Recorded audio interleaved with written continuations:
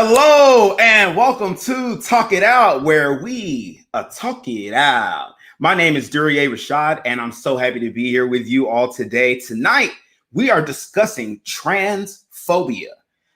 For those who don't know anything about transphobia, and for those who are just curious, may have questions, maybe you want to be a better ally, this is a conversation for you. I would love for you to join us in the comment section, ask questions. Feel free to engage with our conversation because this conversation is for everyone involved, including those at home. If it is your first time here at Talk It Out, this is a space where people of opposing views can get together and have a healthy, productive dialogue in a respectful way. Keeping in mind that it's not always about proving who's right and who's wrong. Sometimes it's simply about listening and being heard. Now, before we introduce our panelists, I want to remind you to like, share, and subscribe to this video. Right now, we're live. So I want y'all to share with your friends, your family. We have a YouTube link at Woe Nelly Media. Woe is spelled W-O-E. We also have Facebook, Woe Nelly Media, and WNM Talk It Out. You can also find us on Twitch at Daygamer, D-A-Y-G-A-Y-M-E-R. And let's grow our Talk It Out family. For all of those who are watching, who've been watching with us from the beginning, I love you guys. Say hey in the comments, shout out. All right. So without any further ado, let's go ahead and introduce our illustrious panel. First, returning to the panel, the always opinionated, always holding the receipts. She could be the bone collector of this group. Mo Smith, a critical thinker that's too conservative to be liberal and too liberal to be a conservative. Check out their social media at Mo Smith Pro, and donations are always welcome at Mo Smith Pro. That's Cash App, $sign at Mo Smith Pro. What's up, Mo? Why I gotta be the bone collector? I don't appreciate that. That's pretty much what you know. Real Housewives. No, because you are the Sheree of this group. No, because if I was Sheree, first of all, I wouldn't even have no She by Sheree. If I was Sheree, I would have had a slew of workout videos because you see the guns on that woman. Like she is very fit. She's very fit. It would have been a slew of workout videos. She's extremely fit. And which is weird, now that I think about it, she definitely should have a workout or fitness-based something. Like, why would I have a clothing line when I have a body like that? Like, and we know that she works out constantly. And what's crazy is Phaedra was the one that did the workout video. Right. It was her and Kenya Moore with the style. Look, we about to get off time. We about to have a whole podcast. We are. But the point of it all is, I don't do bone collecting because bone collecting don't get you any money. Okay. And it's disrespectful. I'm not in everybody's business like that. Okay. All right. So next, returning to the panel is a student. Very bright young man with a bright future who also could be considered the receipt holder and bone collector for this group, Mr. Connor Smith. Connor Smith is an undergraduate at Emory studying a BS in biology. Connor, welcome back to the panel. How you doing, buddy? I'm good, and I'll take that title. I hold receipts. So Mo didn't like to hold the receipts. He's like, I'll carry all the receipts. No, I'll hold receipts, but I'm not carrying any bones. No. Okay. I mess with it. Okay. Next, returning to the panel is Mr. Timothy D. Haas, second of his name, lifter of weights and an eater of donuts, a learner of things and a student of medicine, husband to a wife, and father to some dogs. You can connect with him on IG at D Haas Facts. That's D Haas with 2 A's. What's up, Timmy? I can't hear you, dude. Hey, what's up? I'm sorry. It's all good. We got a new cat. My cat chewed through my headphone cords of my good headphones. So that's so funny. So for those at home, every time we do the show and there's people, I do like this little rundown of the rules. And I always say during the checkouts, if you want to mention that you got a new cat, this is the time to do it. And somebody actually got a new cat. So yeah. I'm not a cat person. I can't do the cat. Yo, funny enough, neither was I. We went to go visit a friend's house, and she had a new kitten, and it fell asleep on my lap, and it was so cute. And you got hypnotized. I got hit. I guess that happens. But yo, Connor, what's up? Nice seeing you again, dude. You're not gonna say nothing to Mo? Yeah, I don't remember if I was in a podcast with Mo or not. Y'all never done a show together? I don't know. I couldn't remember. Oh yeah, no! I didn't think so. Oh no! Oh God! Oh man, I screwed myself on this one. All right.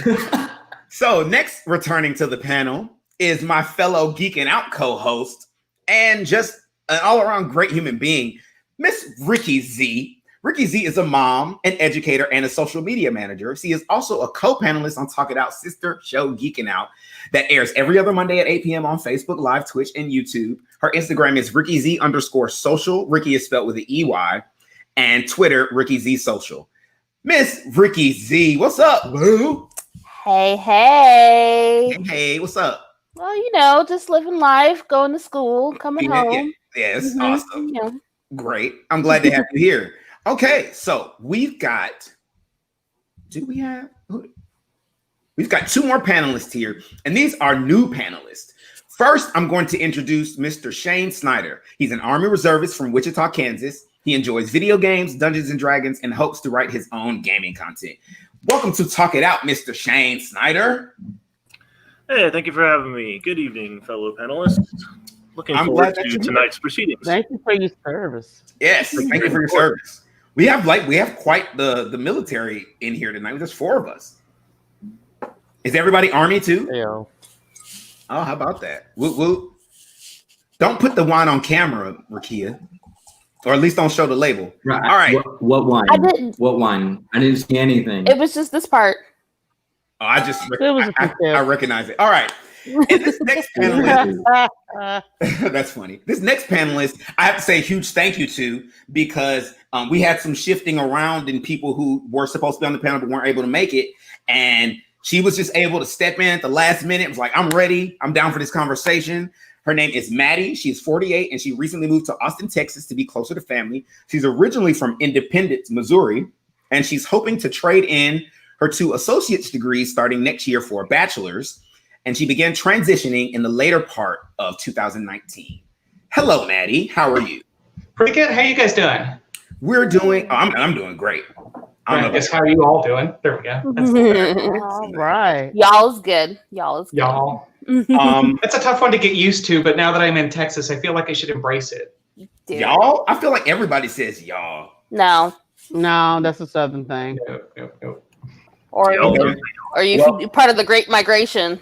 Oh, really? Yeah. That's one of my tells. That's all I'm gonna tell. Okay, for me, I'm excited. I'm here. I'm excited to be having this conversation. I wore my shirt just for this conversation because I like to be prideful about the communities I'm a part of. So before we go into our main topic for tonight, how about we take a moment to check out some commercials. Warning. This preview is for mature audiences only.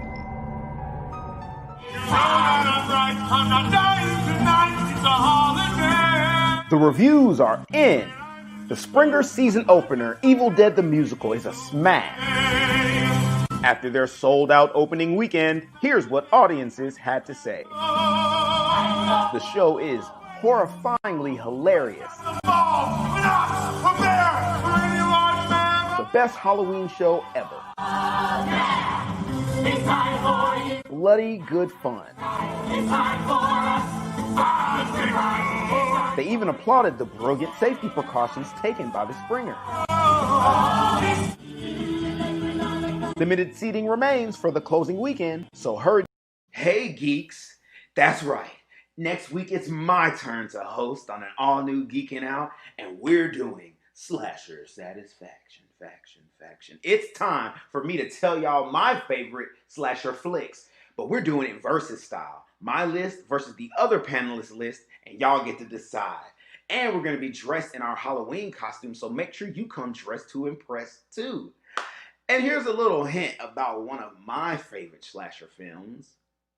I'll be right back.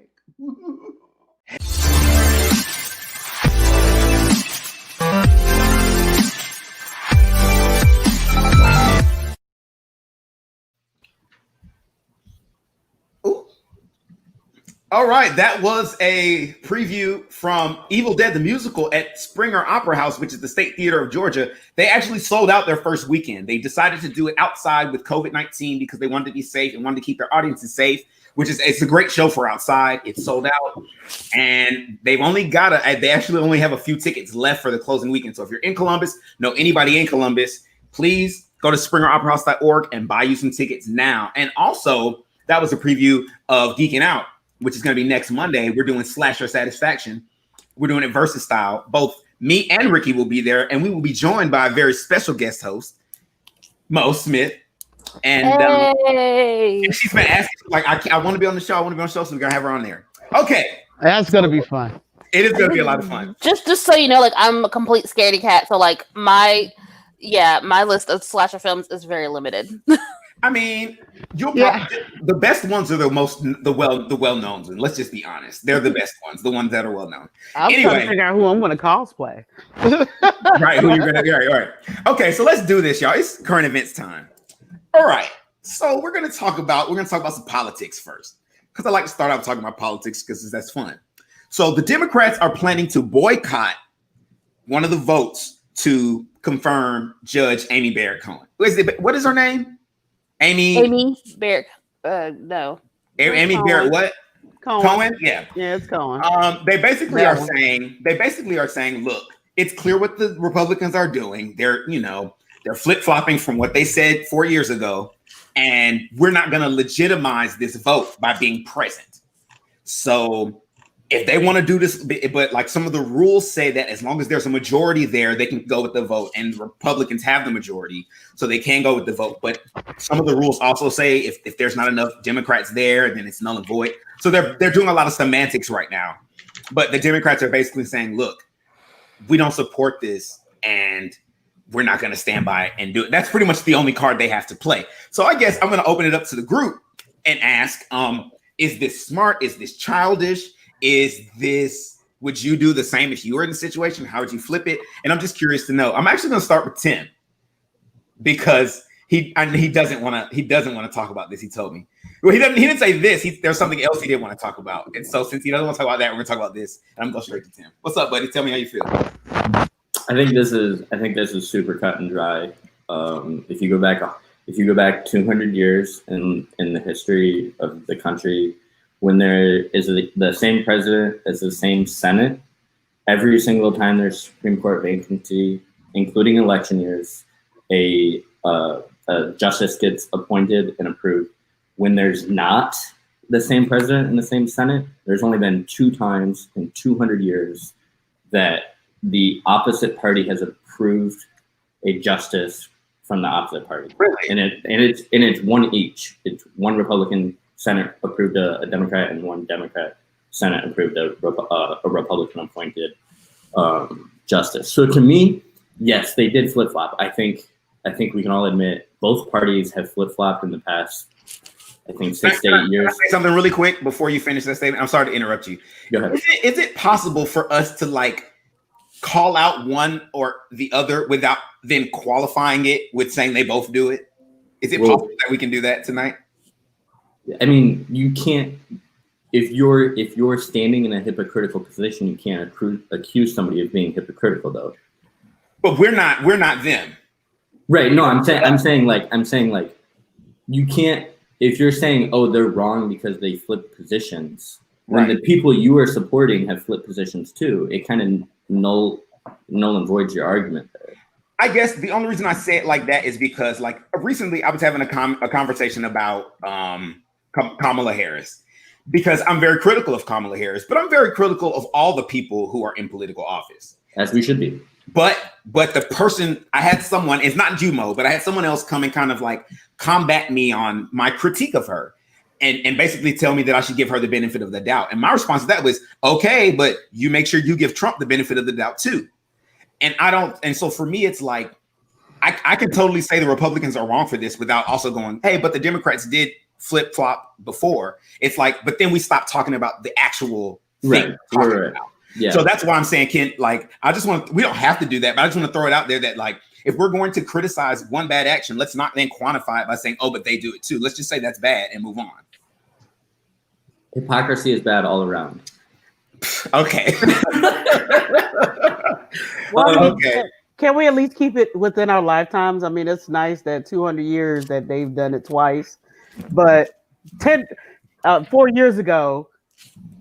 So Mitch 4 McConnell literally stalled out the Senate. Right, and so 4 years ago, you're right. And 4 years ago, what did Obama say?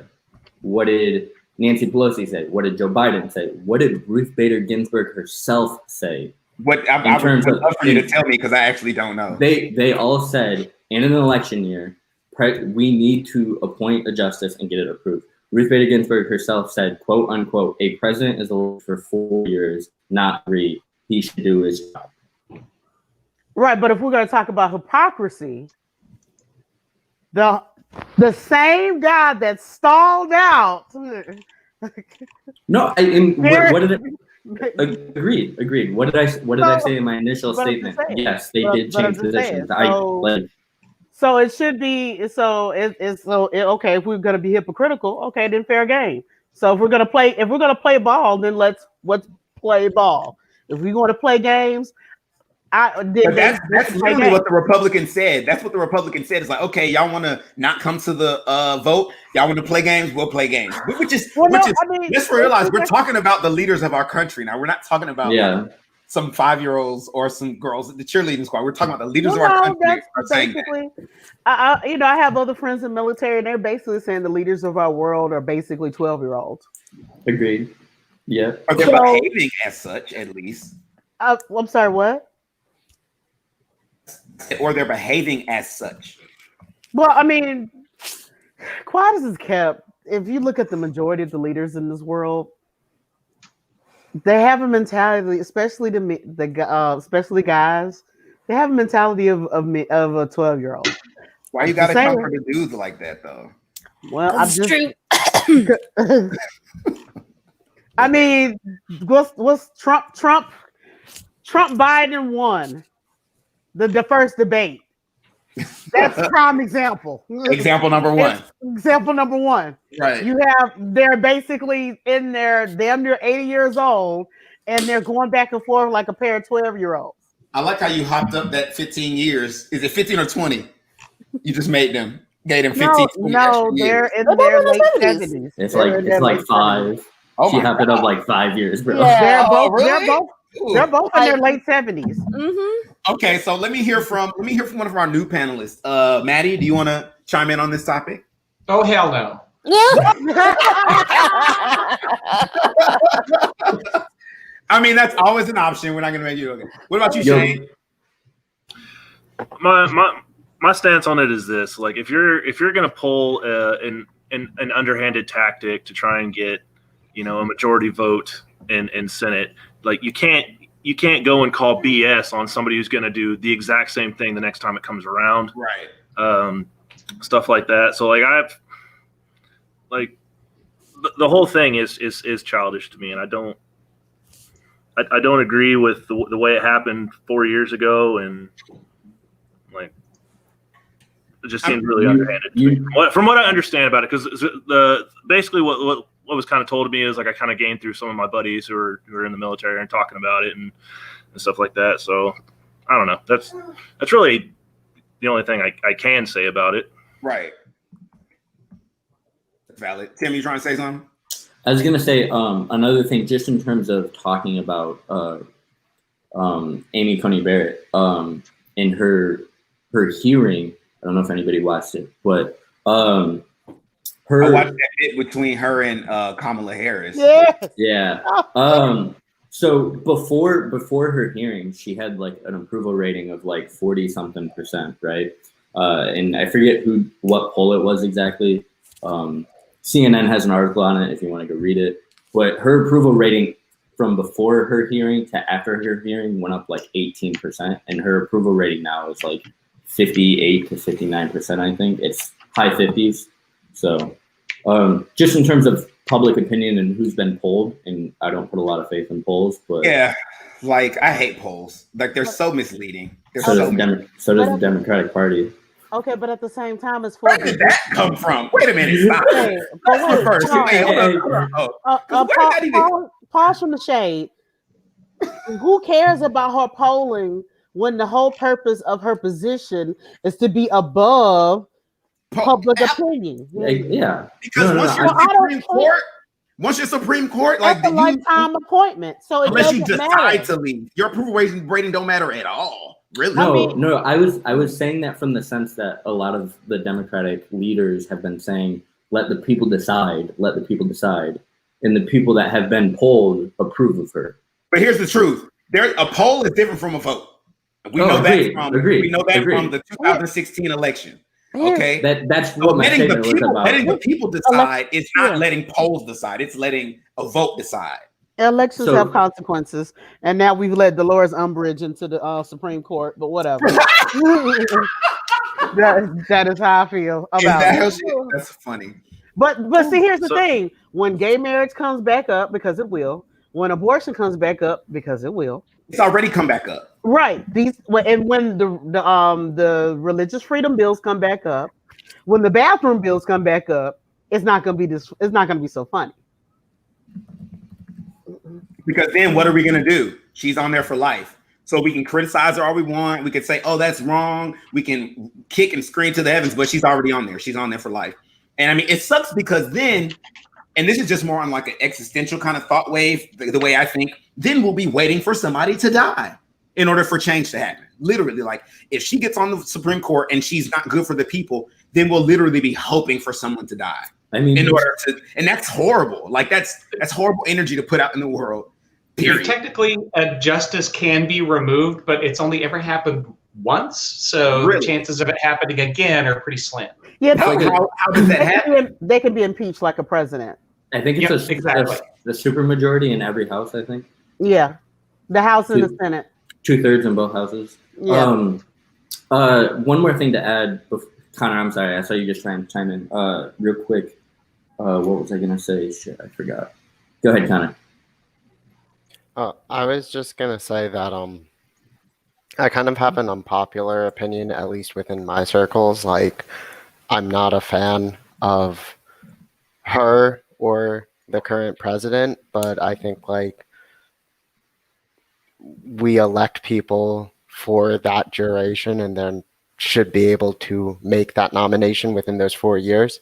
I think it shows the importance of voting for your senator and how a president's only going to last 4 or 8 years. And like, there's obvious damage that one can do, but your senator can elect someone to this or forward someone to the Supreme Court that's going to be there probably for the next decade to 2 decades of your life. So I think it just exemplifies the importance of state election. You're right, because the senators is 6 years.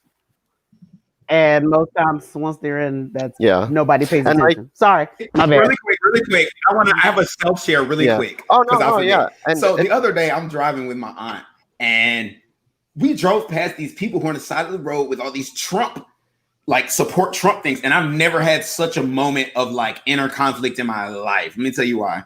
So they're holding up Trump signs, but then beneath them, they had term limits for Congress everywhere, and I was like, I don't know how to feel. Because like I agree below, but then up top I'm so confused. So like it just makes me think about the complexities that are existing in this country. Like, you believe in term limits for Congress? Absolutely. I think that's our biggest problem. Wait. But we already have that. It's called voting. It's called voting. That's not the same. A term limit is this. All right, you did your 8 years. Thank you. Because when you really think about it, I just learned this recently. Politics wasn't ever meant to be a career. It was meant for people to come in, people of the people to come in, do their service to their community, and then step down again. Okay. But Congress, specifically Congress, because you can only be president for 8 years. You can only, I don't know about other stuff, but for Congress, they affect so much national legislation that for them to be like 70 with their 70-year-old mentality affecting policy today, it's not fair because the people that are out there being affected by it don't see things the same. So it's like if you're going to have term limits for Congress, then that means you would have to have term limits also for the Supreme Court. which I'm not really opposed to either. I'll be honest. But this is the only reason I say the only reason I would support. The only reason I would argue some term limits for Supreme Court versus the rest is that judges as a whole is a lifetime appointment. Like when you become a judge, you don't leave until you decide anywhere in the country, whether it's district court, civil court. If you're a judge, you have that position until you decide you don't want to do it or until you die. Not all of them. I could be wrong. Wrong. So there's some of them that are elected. Yes, but then once you're elected, no, you're right. You're absolutely right. Federal. Right. It's federal. Right. Yeah, you're talking about federal judges. Federal judges are lifetime. Okay, yeah. My bad. But that's. I mean, it's not all judges, but federal judges, and so therefore, I could see an argument from that standpoint. But otherwise, I don't know. Okay. Do y'all have any more to say about this? A judge doesn't have constituents and isn't supposed to be creating law and decisions based on political affiliation, whereas Congress is. That's the difference. Yeah, judges supposed to be impartial. Judges aren't legislators either. They don't write law; they interpret it. So, okay. See, I agree with Lacey. Shane, you were trying to. The vote elections are the term limit if you don't do your job right. Exactly. People just aren't woke. And the people that are woke need to go back to woke or need to go back to sleep. And I think a big issue is most people just vote down party lines when it comes to senators and who's representing their district, because it's a lot harder to find information about people who are running for your actual representative. It's a lot easier to digest and find information about who's running for president. Is it though? When you have this, Shane, were you trying to say something? Yeah, I was. I apologize for the backtrack, everybody. I was just kind of a semi-rebuttal towards the people polls deciding the Supreme Court justice. Like, so my comment is this: like, I'm new to politics. Like, I really have been fairly apathetic towards the whole politics thing for a long time, and I'm just now being like, I really need to get more involved. It's important.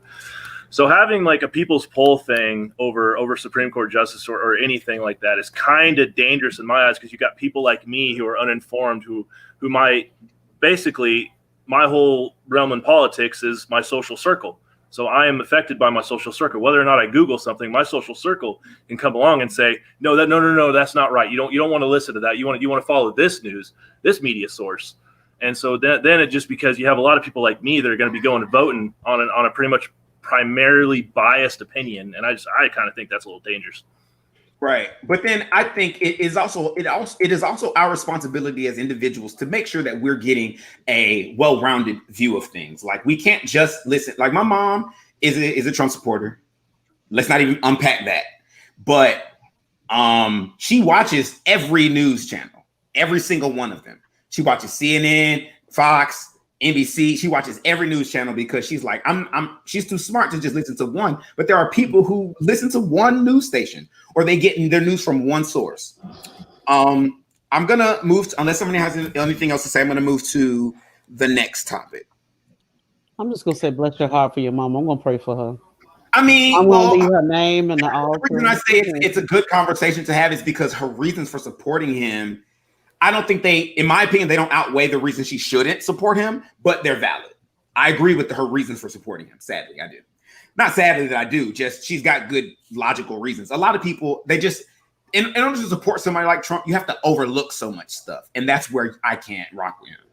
Anyway. That's a lot to overlook, honey. Let's talk about Shonda Rhimes. Okay, so I didn't know that Shonda Rhimes was leaving ABC. But she's leaving ABC, or she left ABC, something like that. She left. Yeah. She already left. Is she taking Grey's Anatomy too? I'm sure she's going to finish that. I think that's still theirs, but like I think that's like the last of her like big contracts. Yeah. Besides the fire one. That's let me say something real quick, Rakia. If you're in the comments, you got something to say about my mama. That's my mama. So let's just end that right there. Whoa. Anyway, so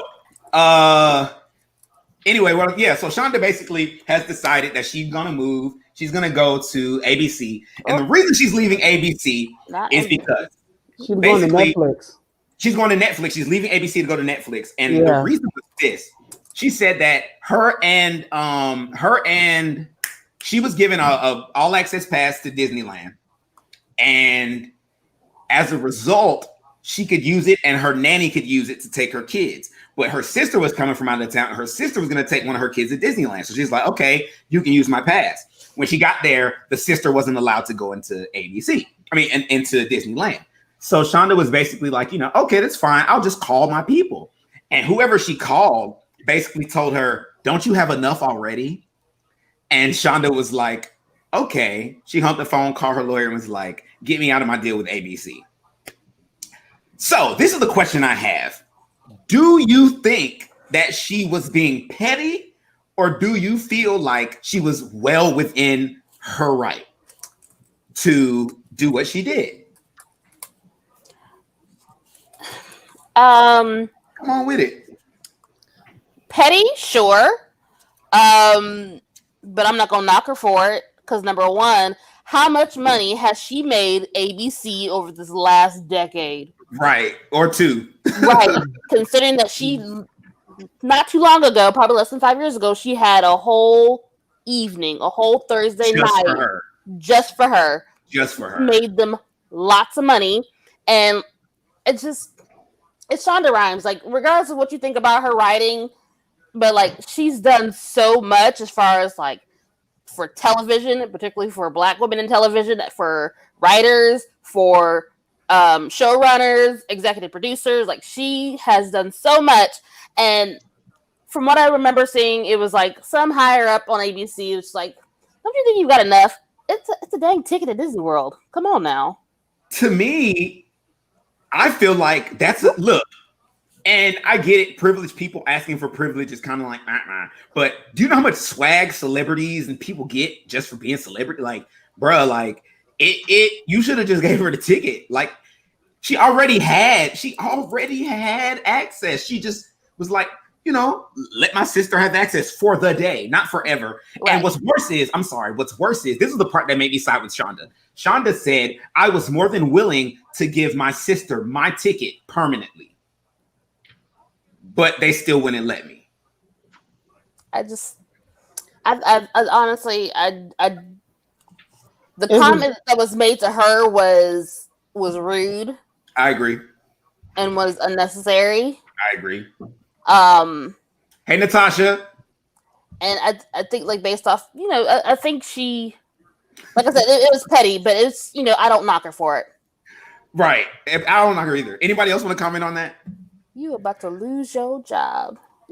I have to say, that had to have been somebody from ABC doing that, not Disney. Yeah, Disney would never, ever behave that way. And when I worked for them for about 10 years, if you even thought about behaving that way, they'd fire your ass. Right. It wasn't someone from Disney. I'm sorry.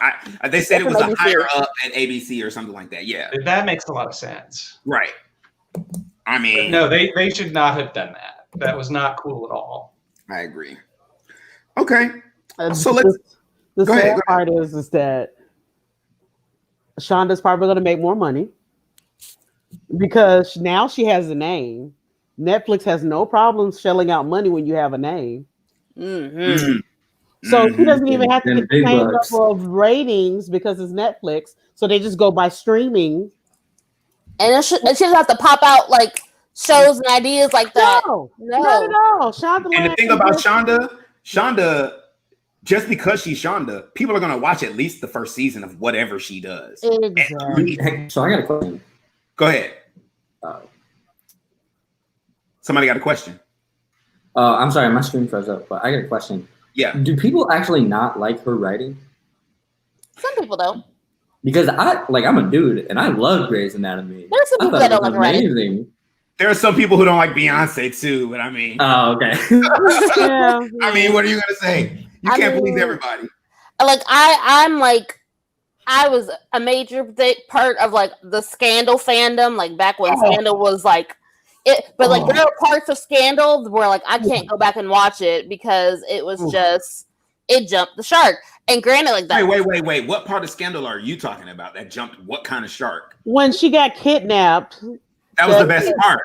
That was jumping the shark. And then she had afterward. Look, It's a lot of there's a lot of extra. There's some things where you just could be like, man, this is ridiculous. Like, but if it's Scandal and you watch it anyway, Grace has been going on for years, decades. Yes, right? And literally. Like, how are y'all still watching this? It's like Supernatural. How are y'all still watching this? It's at least decent. No show. I would never expect a show to be able to survive the main cast, except for I think she's the only one that's still on there from the original. And Chandra Wilson, right? She's still on there, right? Yeah. But those are the only two. Like most shows, you can't. I remember when the first dude left, I was like, "Oh, this show's gonna go under now." No spoilers. Nope. No spoilers. Okay. Come on, Caroline. Right. Anybody want to chime in on this one anyway? Again, no. Okay. Cool. Okay. Go ahead. I was just gonna reiterate that. I see you, Shane. Go ahead. No. Oh, sorry. I was saying. So I'll take a shot at it. Like, so it sounds like there was a little bit of a pettiness involved in this lash out, but like, hey, good honor for bold move, Cotton, leaving one place for another, like to be more successul. I had something else I was going to say about it, but I kind of completely lost my train of thought. That's okay. Sorry. Mo, you saying something? We'll come back to you if you remember. I was just going to say that I think that the reason why the exec was being a jerk is because he already knew that she was already 1 foot out the door anyway, because she had already had another deal with Netflix. If y'all remember a couple years ago, she had already had a development deal with them. Mm-hmm. So they're like, what else do you want? Like they're like, oh, she's about to be gone anyway. So I doubt if anybody's going to be fired because of it, but I would love to see the main executive over ABC, because she's a Black woman who runs the network. Mm-hmm. And be like, who told Shonda Rhimes, haven't you had enough? At least a good stern talking to after that. At the very least, not a conversation that somebody's going to enjoy. Because she did allow Roseanne to come back with all her stuff until she made that racist comment. So, but yeah, that's just my thing, my view on it. Okay, excellent. So, our next topic. Let me see what I want to talk about. I want to talk about. Right, Mo. Thank you. I want to talk about these. I want to talk about the debate, but not the whole. I'm sorry, Tim. I have to. So, did y'all know? We have to get deep into it. Did y'all know they put a mute button on the debate? They put a mute, and we're missing. If y'all aren't watching the debate, you're not missing nothing except for this mute button. So they put a mute. Right. So this is the two things. I'm going to tie these together. I just want to throw that in there, and then I also want to talk about Mayor Rudy Giuliani. So Mayor Rudy Giuliani was recently caught on camera. Let me explain how the situation went. So Borat is doing a sequel. So Sacha Baron Cohen, the actress who's playing his daughter, who was supposed to be I can't remember the story. It's all in my head. I think she was pretending to be a young underage or something. They were filming, and he was supposed to be doing an interview. She's supposed to be 15. She's supposed to be 15, right? They were supposed to be, but Rudy Giuliani apparently didn't know any of this. They were supposed to be doing an interview, and after the interview, he started holding her hand, took her, and then she went to the back room to take off his mic. And the picture that they clipped was of him laying on the bed, putting his hand into his shirt. His response was that he, didn't recognize Sacha Baron Cohen, Baron Cohen didn't recognize him, which I think is bullshit, because if you're gonna recognize him as anything, you're gonna recognize him as Borat. And then he said he was tucking in his shirt because the mic had pulled it undone, but he was tucking in the front. And so I want to know, is this, do we believe Rudy Giuliani, or was he caught with his hand in his pants? It won't be the first one this week. What do you mean? There was a correspondent with CNN that's on suspension. Well, not correspondent. CNN anchor. Yeah, because he was masturbating on camera. Yes, CNN. Yes. Yeah. He was like, I didn't know the camera was on. Like this. That poor man. No, in my ear. No, you're masturbating in the middle of a work meeting. I mean, maybe that's his kink, but he didn't know the camera was on. No. Man. Hey, look at the comment. You look at somebody saying in the comment. Yes, absolutely. Don't kink shame. Because at the end of the day, that's not no, that is not kink shame. But no, it's saying there's a time and there's a place for everything. You do your kink in your own time. You don't do that on company time.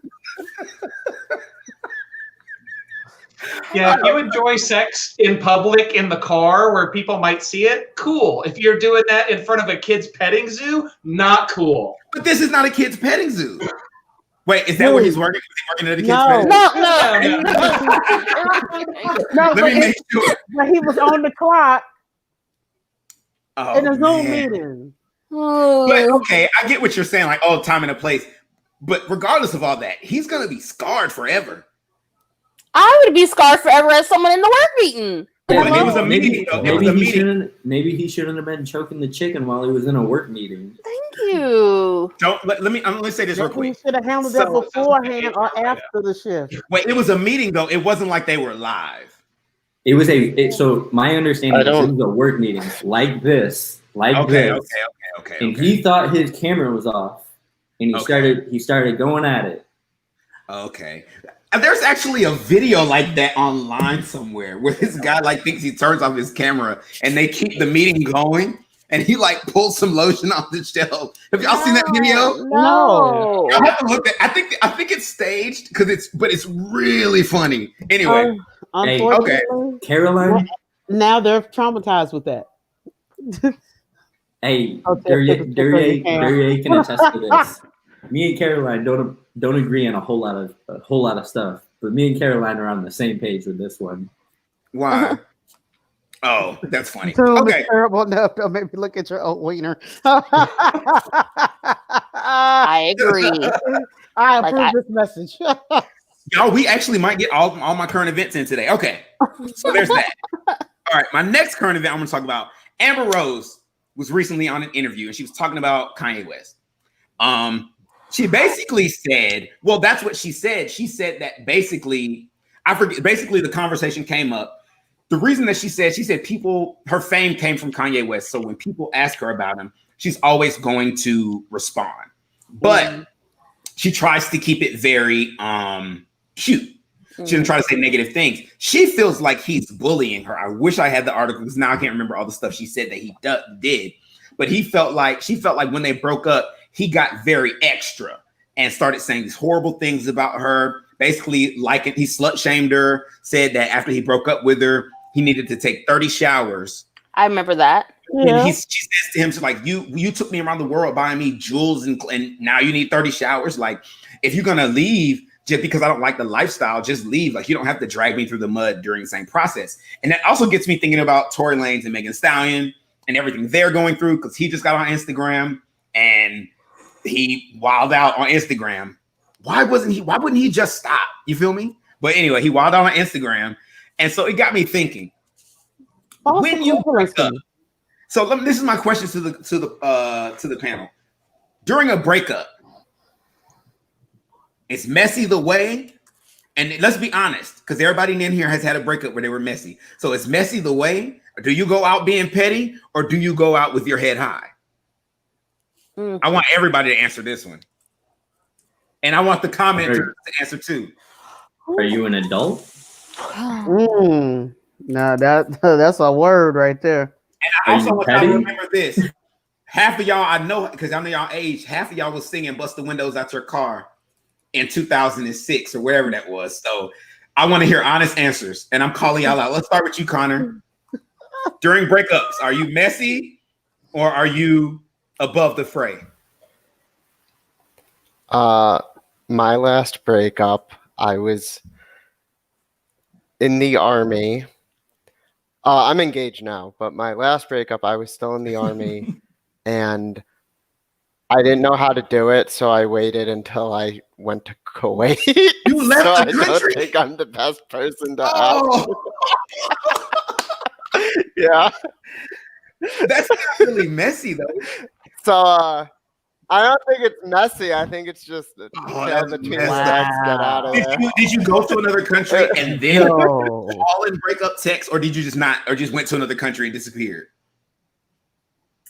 Okay. Oh no, like there was a phone call, but I said I had to go. So it wasn't like thorough. But there's more to that story, but that was the end state. So. Mo, what about you? There's a dude on Facebook. He has this thing, Rob. He's like, I gotta go. I'm sorry, my bad. I had a moment. Have I had petty moments? Yes. Throwing subliminal shots? Yes, I've done that. I've been a sinner. But now that I'm up in, I too have been a sinner. But now I can't see myself doing that. My thing is that if I have a breakup, it's time to go in my cubby hole and go heal. Mm-hmm. Do what I got to do in order to, get myself whole, because it ain't nobody's business what happened in my personal. Okay. Right. All right. Maddie. Well, I try not to do the petty thing, but of course, like as somebody said, it depends on this whole circumstances. But it's been so long since I've been on a date. I'm not sure I know what the hell to do at a breakup anyway. I'm the same boat. This Christmas, it'll be 10 years for me. Oh my God. 10 years single. Going strong. I'm so lonely. Did you get a coin for that? I feel like I should. I don't know how I've made it. I haven't made it yet, but it's only 2 months. So. Okay. I would never want to break up with Caroline Thrasher. Let me just say that. Right? I wouldn't want to do it. Like, she got a husband now, so it's different, but I wouldn't want to, because first of all, she can fight. Oh, she got hands? Well, she got hands. Lord. You can tell she got hands because she the kind of person that when she joke with you, somebody joke with you and they swat you. You know what I'm saying? But behind her swats, yeah, it hurts. So I know she got hands. Okay, Shane, what about you? All right, so I'm one of those people that I'm the first person to, like, when somebody starts acting petty, like I'm one of the first people to want to act petty back. However, ... Like in the day of social media, like if you are caught being petty and someone happens to record it, that you're just done. Like getting caught doing dumb things online, like being petty, trashing cars or doing whatever, like that's just not a good idea. So I definitely like I'm married now and I've been married for a while, so I don't foresee a divorce. But in the event that something bad does happen, like I plan on trying to leave and it's head held high as I can. Like awesome. All right, Rakia. Okay, so I really shouldn't be answering this, considering that I'm currently separated from my husband of 8 years. So let's answer it diplomatically, or talk about not him. Talk about like in the past. Okay, well, so here's the thing, though. I will give you the option of being honest and forthcoming with me. But if you play games with me, I can go there. And I might be petty. So in this case, like I could be petty, and I have been, but not as bad as I could be. So that's just, I'm gonna leave it at that.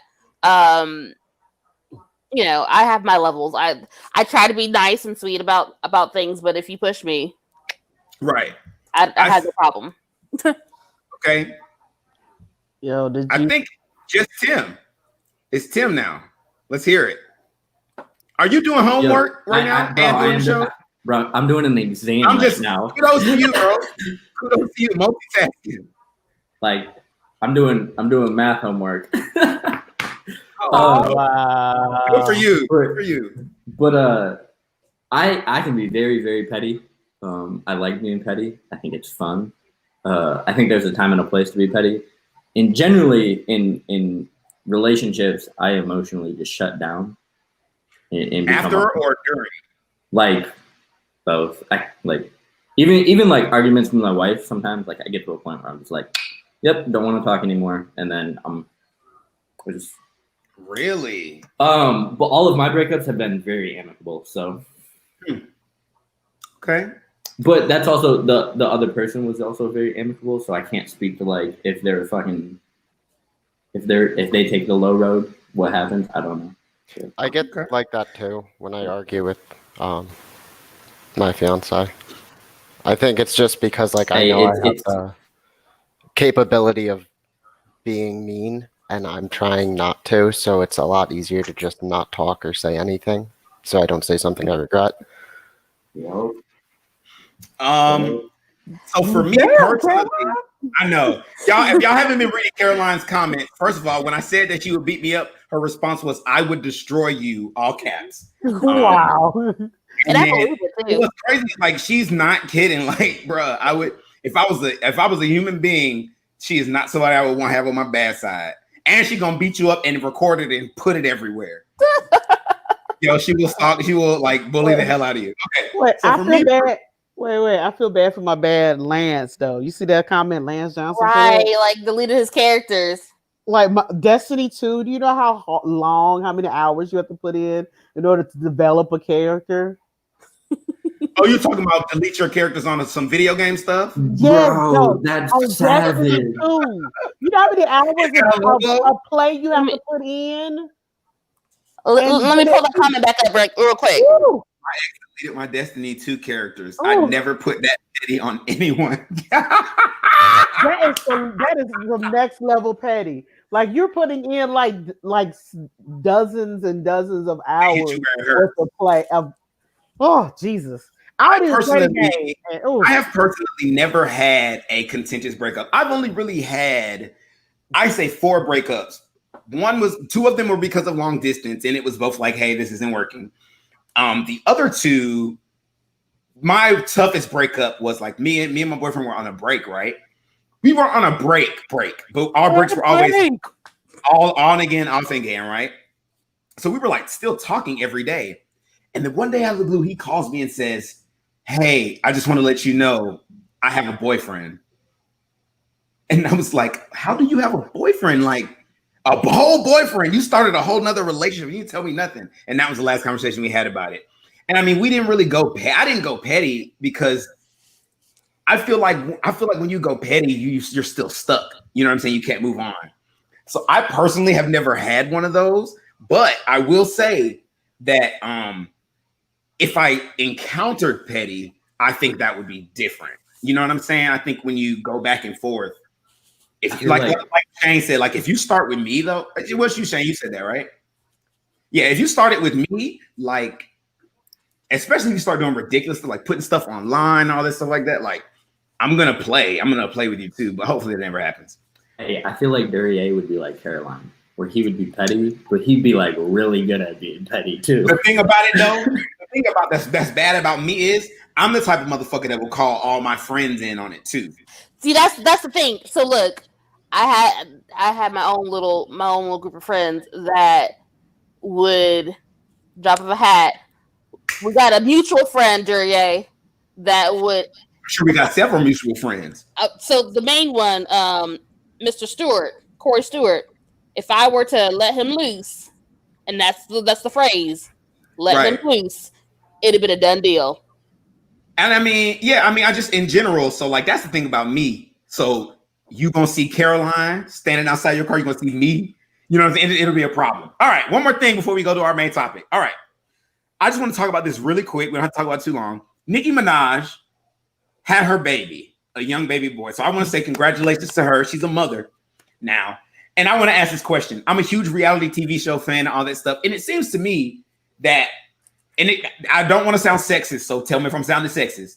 It seems to me that a lot of times when you see like females beefing and then they have a kid, for some reason after that, they're so much more receptive to forgiveness.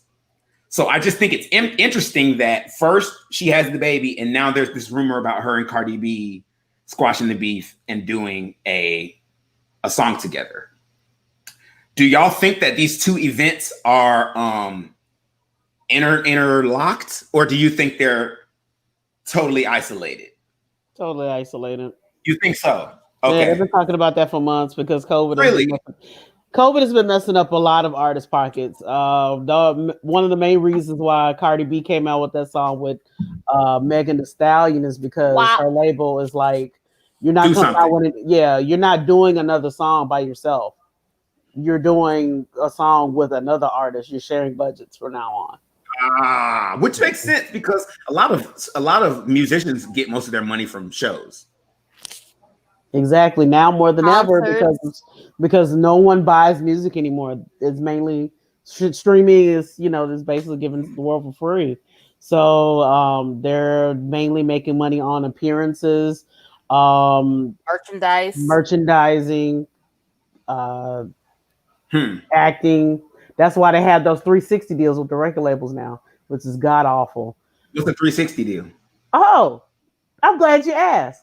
So traditionally with the record companies, they used to be like, okay, well, we're going to give you an advance. You got to pay all that back, and we'll make money on the record sales. But all your touring, all that, all your other monies, that's all on you. You get all that back. Well, it's not like that anymore because there's no money in, record sales. So now when you sign a deal, you don't necessarily have an advance. They give you a signing bonus. But like, you can have that, but they get a piece of your appearance money. They get a piece of any acting you do. They get a piece of any merchandising you do.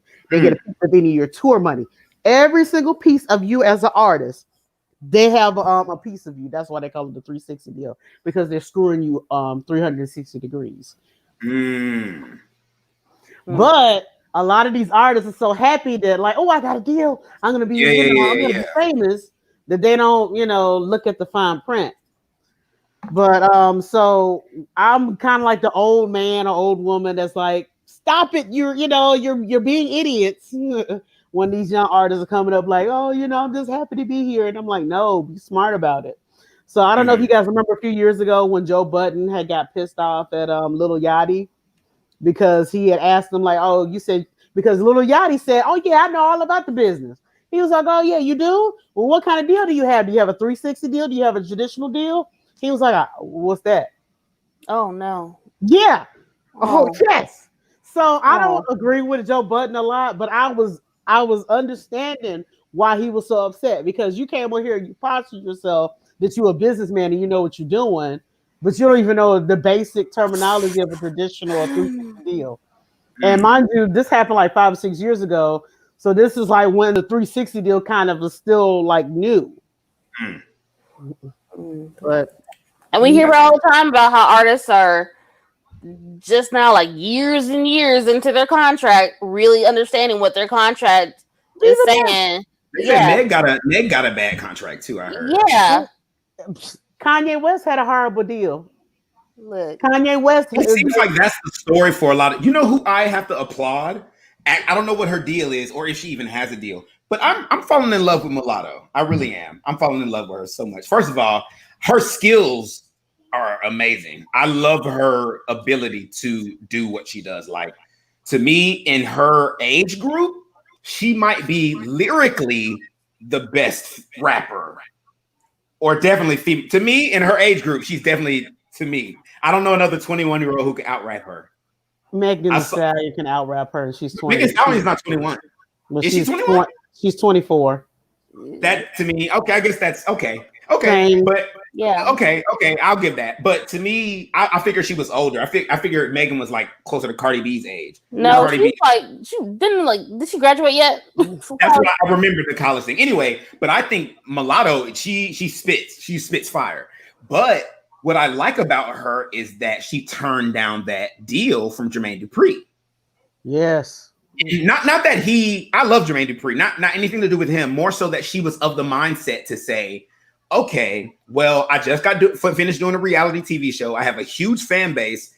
I am beautiful. I write my own music. If you want me to sign this deal, it needs to be better than this. And when he didn't produce a better deal, she was like, I can pay for my own music videos and shit. So you have to be doing something for me that I can't do for myself. And until I see that, I'm not signing no contracts. So that to me said a lot about her and clearly her parents and clearly her team. I love that. There's a lot to say about being able to go like independent, going the independent route when you're trying to start off in this business. Especially when you're that age. Right. Yes, and it's so much easier to do now. Can you imagine Rashida being 21 in this age? Mm-hmm. I think she would have been better. It would have been man, next level.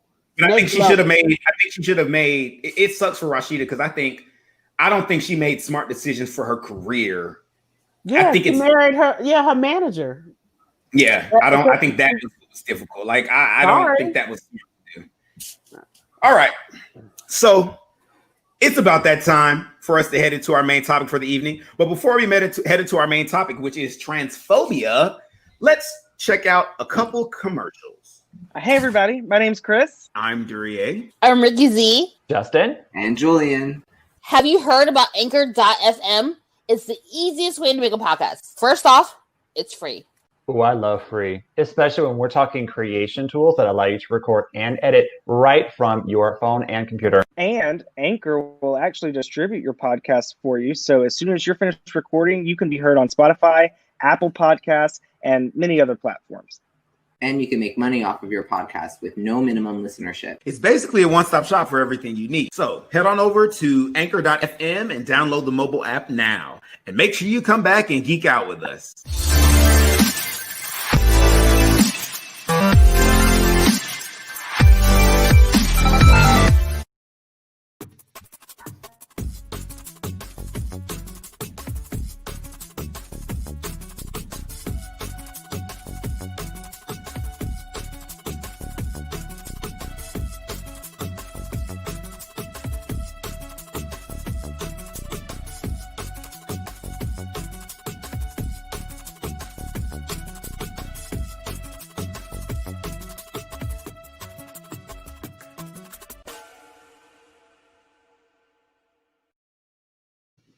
Yes. Geeking Out Monday, 8 p.m. Twitch, YouTube, and Facebook. And also Master of Rem, R-E-M, on Twitch. We're doing Shadowrun missions every Tuesday at 8 p.m. to 11 p.m. It's a lot of fun, a lot of awesome LARPing that I do. I play a mage. It's fun. I've never done anything like that before. Okay. So we're going to start off talking about transphobia. I'm going to read the definition of transphobia. Okay. Transphobia is the fear, hatred, disbelief, or mistrust of people who are transgender, thought to be transgender, or whose gender expression doesn't conform to traditional gender roles. Transphobia can prevent transgender and gender nonconforming people from living full lives free from harm. And I also want to, before we go into that, I want to make a specification about the idea that that being transgender is a mental defect. A lot of confusion is had because of the gender dysphoria. Gender dysphoria is not what gender dysphoria is a result of being trans. It is the stress that comes along with being trans and not being accepted. It is not what causes you to be trans or what makes a person trans. So there's the difference. And if I'm wrong, please correct me. We have two members of the trans community here, and I'm so happy that you were here. I tried to get some more, but it didn't happen. But I'm glad that we can have this conversation. For anyone at home who doesn't understand about the trans community, I think now is a good time for us to just listen. So I kind of want to open up the floor. If you don't mind, if I start with you all, you two. I'm going to start with Maddie and then go to Mo and then let y'all talk just about your experience and share what you want to share. Okay. Well, as you kind of mentioned in the bio that you read at the beginning, I didn't come out basically until the end of last year, which means I have thousands and thousands and thousands of dollars of depressive therapy bills. I was probably 6 the first time I understood that there was something that was not right with the world that I was living in. particularly that, why was I different from the people that I thought were my friends, and the people that, or these are all the things that you like, but oh no, you're a boy. You're supposed to like all of these things over here. So by the time I got into, high school, things were really, really confused. And I was having a conversation earlier before the show started with a friend of mine. I hadn't even heard, when we're talking, the early 90s, I hadn't even heard of the term transgender until you see the movie Silence of the Lambs, and boom, it's the bad person. So, hooray! That's not really something you want to aspire towards, unless I guess you're a sociopath. Right. But I last year I was at a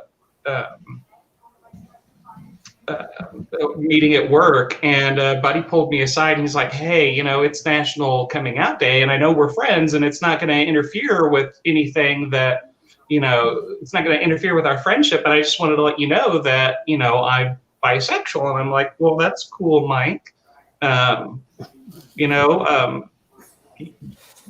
I know that this day's, kind of significant and all, and I really kind of think that, I need to tell you something in response, and I've never actually said this out loud before.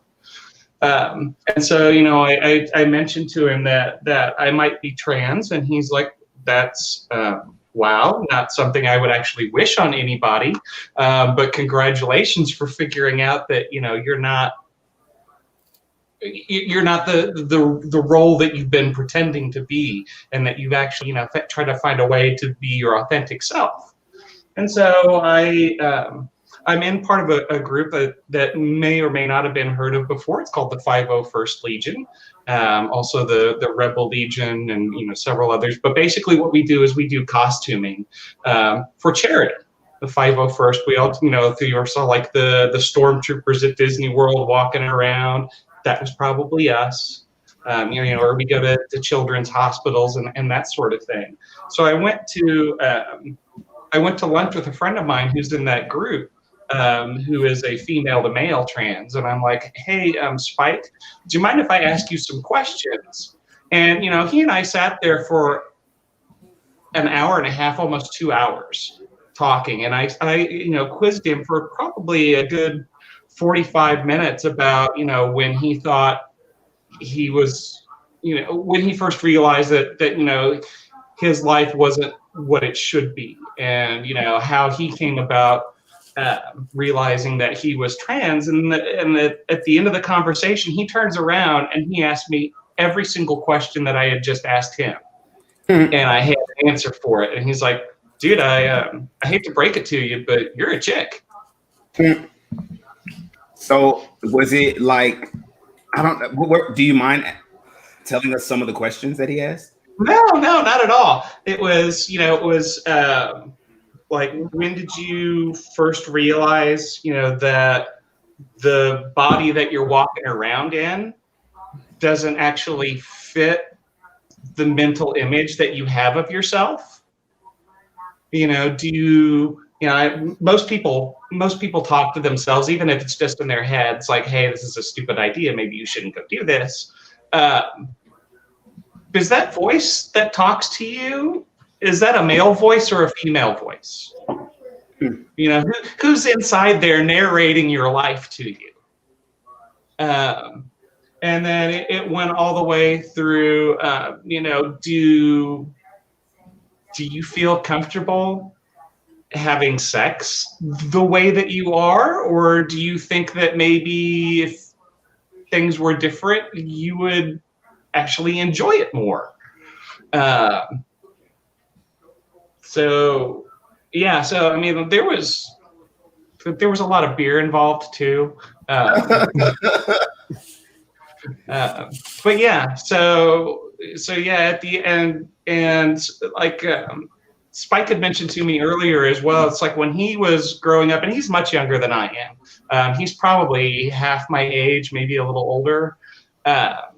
He's like, when he was young, that transgender was more of a thing that you were actually going to hear about in the news, but generally it was either somebody came out to their family and now they're living on the streets, or they got murdered. Those were pretty much the two outcomes that he saw as a result of saying, I'm trans. Fortunately, that didn't happen for Spike. In fact, somebody that he was going to high school with was also transitioning, and he's the one that got Spike to transition. And so he kind of turned around and did the same thing for me, basically. It's like, you need to pull your head out and stop pretending to be somebody that you're not. So last night, and you touched on something that I kind of want to expound upon. A big part of the reason I did this episode is not just to give the conversation some ears, but also because there's so much violence that happens towards trans people that is just ignored. So last night I was doing some studying because I love a last minute cram session because I don't like to do homework. But it's interesting because the statistics that I read was like this year there are more trans people have died this year. Been murdered this year than last year already, and the year's not even over with. I think it was like 28 last year, 33 this year. Don't quote me on that because I'm not sure. But it's 32 that they know of so far. 32 this year, and it's interesting because I said to myself, but the way that they kept saying it was like, this is the number we know of. And I was kind of wondering what that part was. And finally, I got to the part in the article. They said the reason we say we know of is because so many of these deaths are not reported as transgender death because the authorities don't qualify them as they misgender them. Mm-hmm. Exactly. And their families misgender them as well. So they won't report it that it's a transgender death. It's just a male or female. And then on top of that, they're saying, and then there's also a lot of these deaths that go unreported, that they're just missing, that we don't know where they are or what's going on. You want to say something, Maddie?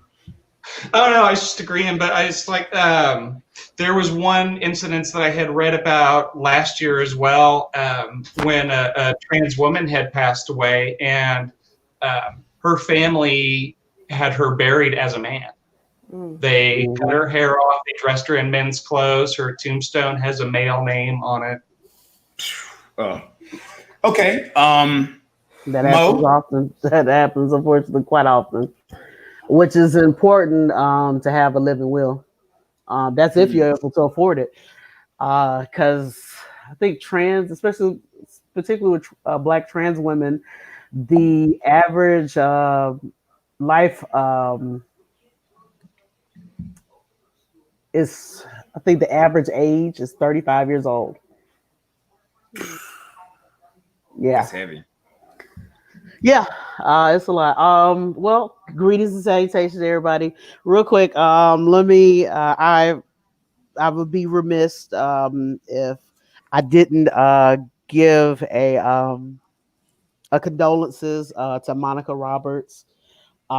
She was a blogger over the Trans Griot, which basically was a major blog website that gave a lot of news when it comes to trans people. She was a huge figure within the trans community, and she had recently passed. So I definitely want to give my condolences, as well as to the families. Also, shout out to my my fraternal family, Alpha Psi Kappa Fraternity Incorporated. Also, as well as TK Phi, Tau Kappa Phi Fraternity Incorporated. And also, as well as my church, the Gem Project. Definitely check out their websites, prospective websites. Which my story is a little bit different because I identify as transmasculine. So it's, when it comes to gender identity, is more so of a bell curve to me. So it's not necessarily like I woke up and it's like, I always want to be a dude. It's like there's certain things that I'm just masculine about. I'm very matter of fact about, that I identify with on that scale. But do I want to actually fully transition and be a dude? No, I do not. Now, gender identity is also fluid. So there may be a time in my life that I might want to transition. It may not be. This is kind of new territory. So I don't necessarily, go after people and be the pronoun police when because my pronouns are they and them. But if someone doesn't get it right, I don't necessarily, like that. I understand people that do because people want to be respected and people want to be seen of who they are. I'm just kind of in that mindset of, I guess the best analogy of it is, I grew up around a lot of the black gay men back during the 80s and the early 90s. And they weren't necessarily, out like, yes, and I'm this, I'm here, get used to it. They were like, the door is open, the closet is open, but I'm not, all, with the flag everywhere. You see what I'm saying? Right. I am who I am. Right. And I just walk in within my truth. And if anyone else doesn't want to see that, that's on them. That's not on me. And I'm also a licensed minister. So within my faith, people, I know some people are like, wait a minute, how does that work out? Well, the way I see it, the way it comes to me is that God made 7 billion people on this earth, made millions and millions of species of animals, plants, all the kind of everything that's going on. Do you think he's stuck with just two genders? I just want to hop in, just say something really quick. Just two things that popped into my head because I was also researching and I found the term intersex. And intersex kind of addresses people who are born with it. Correct me if I'm wrong. With anatomy of both genders. And my understanding, a lot of times, either the doctor or one of the parents decides which gender that child would be. So then, as they grow up. Yes, in the past. And as they grow up, a lot of times children that were born intersex, but then one gender was chosen for them, but then they don't identify with the gender that was chosen for them after they grow up. So that I just wanted to, and then, so it's interesting that you say that, and that's when I respond to that comment. The other thing I want to say, and then I kind of want to go back to you, Mo, and have you respond to this is, I met someone recently who told me there's a comment that says, why didn't you want to transition? And I'm not, if you want to answer that, Mo, feel free. But I met someone recently who said that they didn't want to transition. And, I had a lot of questions too. The idea of gender identity is not necessarily physical. A lot of people that are trans feel like, especially because of how much money it costs, they feel like that is not necessary for them to feel and identify how they identify. Some want to transition, some don't. And so correct me if I'm wrong, Mo. Am I teetering? What am I right or am I wrong? I mean, that's for some people. That's just not my situation. Just being transmasculine, my level of gender dysphoria doesn't curve into that plateau of I need to transition into becoming a man in order to to match the inner and the outer. I just know that the traditional term for being a woman is not me. And I lean towards more so masculinity. Yeah, because I was another big part of what I was reading said that a lot of times people don't want to transition because they don't care about necessarily being seen as cisgender. And or they don't care about, what's the word they used in my little research? What's the word when passing? They don't care about passing. And they were saying that there's some trans people that want to be seen as a woman. So there's some trans people who only want to be seen as trans, and they're very transparent about that. But everybody's different. Through my research, and a lot of my research was I read a lot of websites, but I thought Planned Parenthood was very thorough. I mean, it's not extensive, but it's very thorough. If you want to know, I would say to go to Planned Parenthood. Another thing I would say about Planned Parenthood, the website, they gave so many resources for trans people to access healthcare. When trans people come out, a lot of the times they are disowned, as Maddie said, and they don't have a lot of access to things that they need. So, and if you are trans and you're watching this, you know somebody who's trans, that's a good resource to find places to connect, where you can find doctors who are going to be understanding of your situation. Because sadly, I'm finding out a lot of doctors aren't always tactful or understanding or compassionate to people that are trans, which blows my mind because, you know, doctors take that oath. So I would think it doesn't matter, but sadly, everyone's not of that mindset. So now if you don't mind, I want to open it up to, because I really wanted y'all to be able to speak and be heard. So now I want to open the conversation up, if y'all don't mind, and if there's a puppy, and if there's any. So does anyone mind if there's questions asked here, or if is that okay? Because I didn't find. I'm sorry. Go ahead. I was gonna say that's fine with me. Okay. I didn't find someone. Granted, I didn't really look for someone who was necessarily anti-trans, because we get enough of that. But I did want to give people who maybe were trans, who didn't understand, an opportunity to converse with people politely and respectfully, keeping in mind that no. All right, so I'll just open it up, the conversation. Let's go. All right, I'll go first. This is something I'm curious about.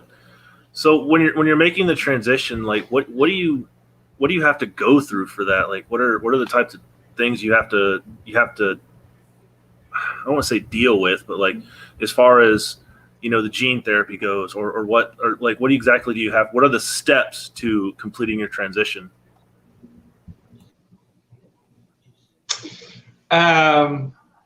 It all depends, really, at least as far as like the hormone therapy treatment is that's mostly dependent upon the method that your endocrinologist will think is the most beneficial. What is an endocrinologist for people who don't? What is an endocrinologist for people who don't know that? Yeah, it's basically the hormone doctor. Okay. But like if you're diabetic, you probably see an endocrinologist. Okay. So generally what happens is you start therapy. And I don't mean like hormone therapy. I mean, you go see a therapist and talk about this for quite some time. And usually they will make a recommendation of maybe going forward with hormone therapy, or maybe like Duryea had mentioned earlier, that, you know, they don't necessarily care about the process of physically transitioning, but they just want to still be accepted, you know, in the body that they're in, that they're not necessarily totally unhappy with it. But as long as they can present outwardly in their dress or whatever as being the gender that they prefer, then, you know, that's a much easier route to go through, to be honest. Because if you remember what puberty was like, imagine doing that again as an adult voluntarily.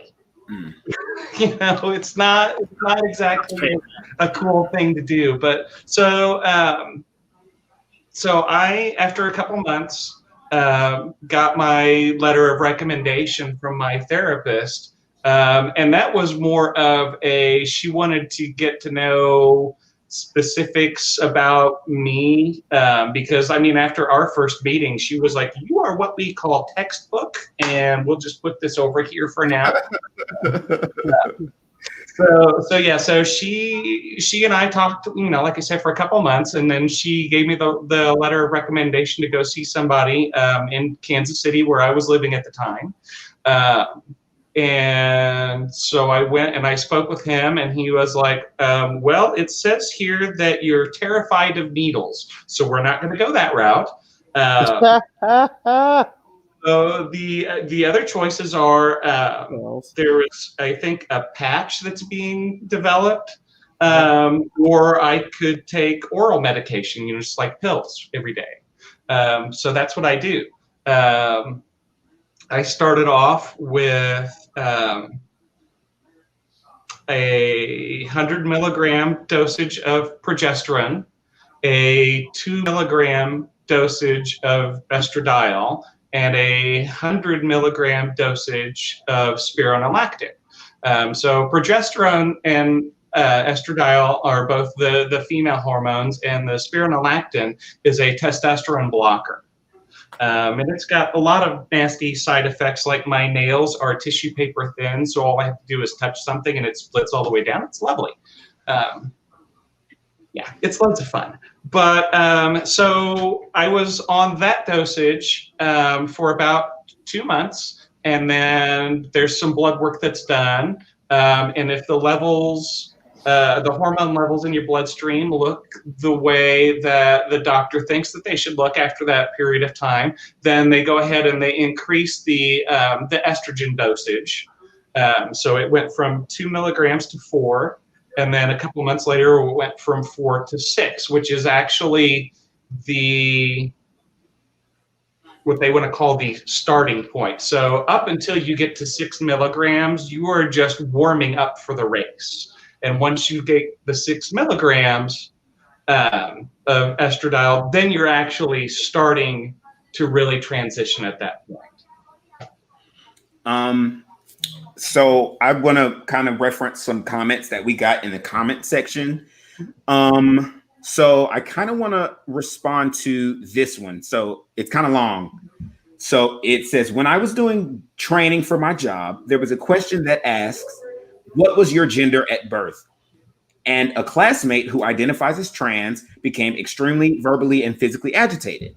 Seeing as jobs need to make a quota for who they hire, which is a whole nother conversation, is that question offensive or unfair? Oh yeah, massively. Mo? I see you, Tim, too. Tim, say something. You want to say something? The issue is that maybe these companies shouldn't be collecting the data at all for that type of that data, because that's some sensitive, that's some sensitive data, because there are trans people that do not want to be identified as such, as trans, right, because they see themselves as a woman or a man. They don't want to be right. They identify and they want to live their life as such. So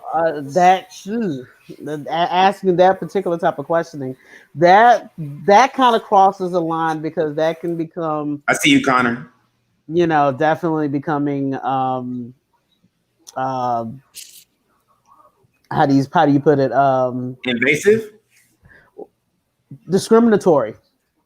Because as soon as you the at birth part of the whole thing, that's the problem. Yeah, because it's all fun and games, until you find that you weren't a guy, you weren't born a guy, right? So then all of a sudden questions start to happen, and then it escalates into something where it should have started to begin with. Connor, do you want to say something? I responded to that comment on YouTube, actually. And I think one of the biggest issues that I can see immediately with that question is it's not specifying the difference of assigned gender at birth and gender at birth, because those are two different things.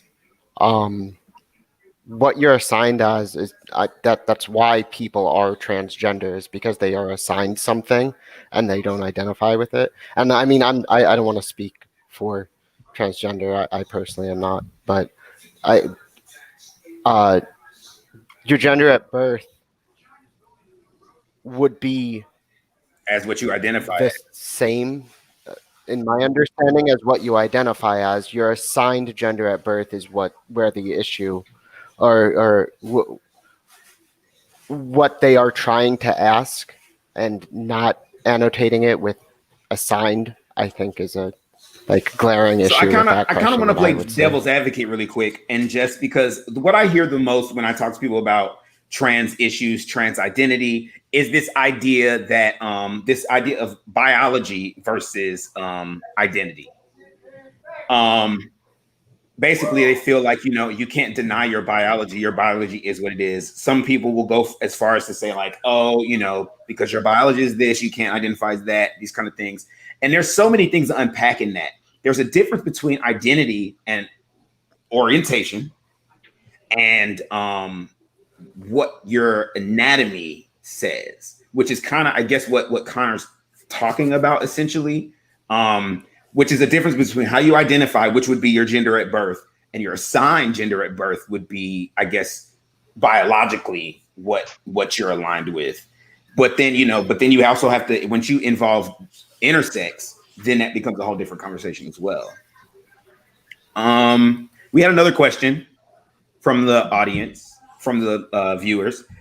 They wanted to discuss trans students and sports. So how do we show equality in this era when it comes to trans?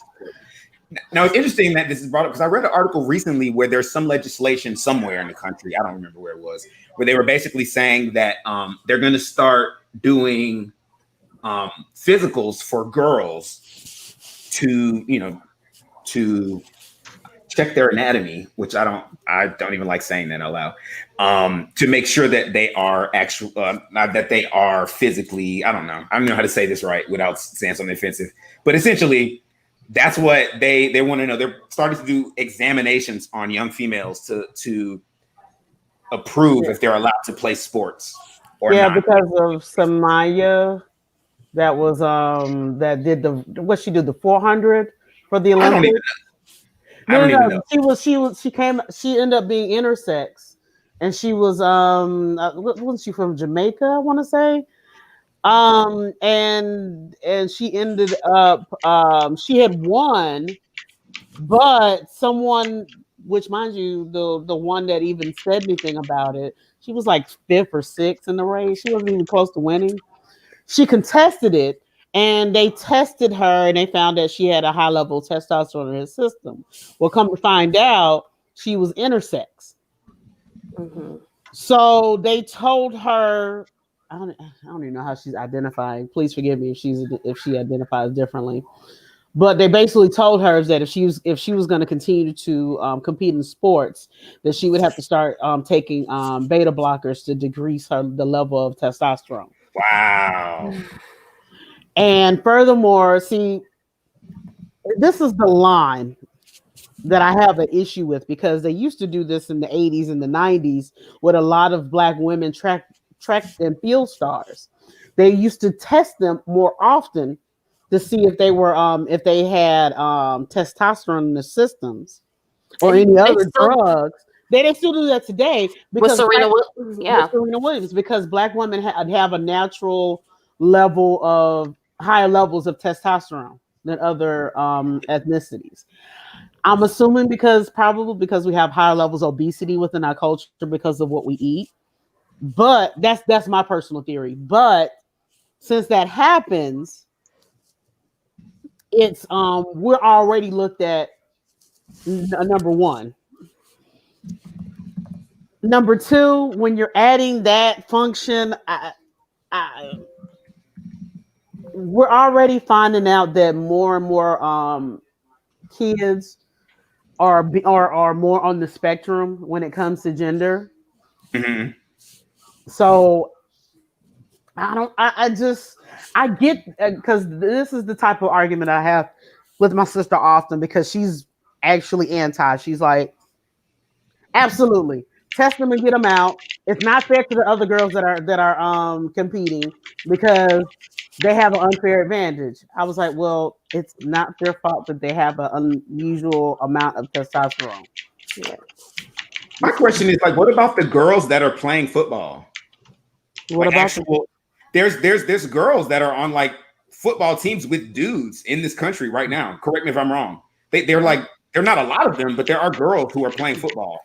But in most cases, they're like a kicker. They're boys. No, my point is that like I don't necessarily feel like it should be separated anyway.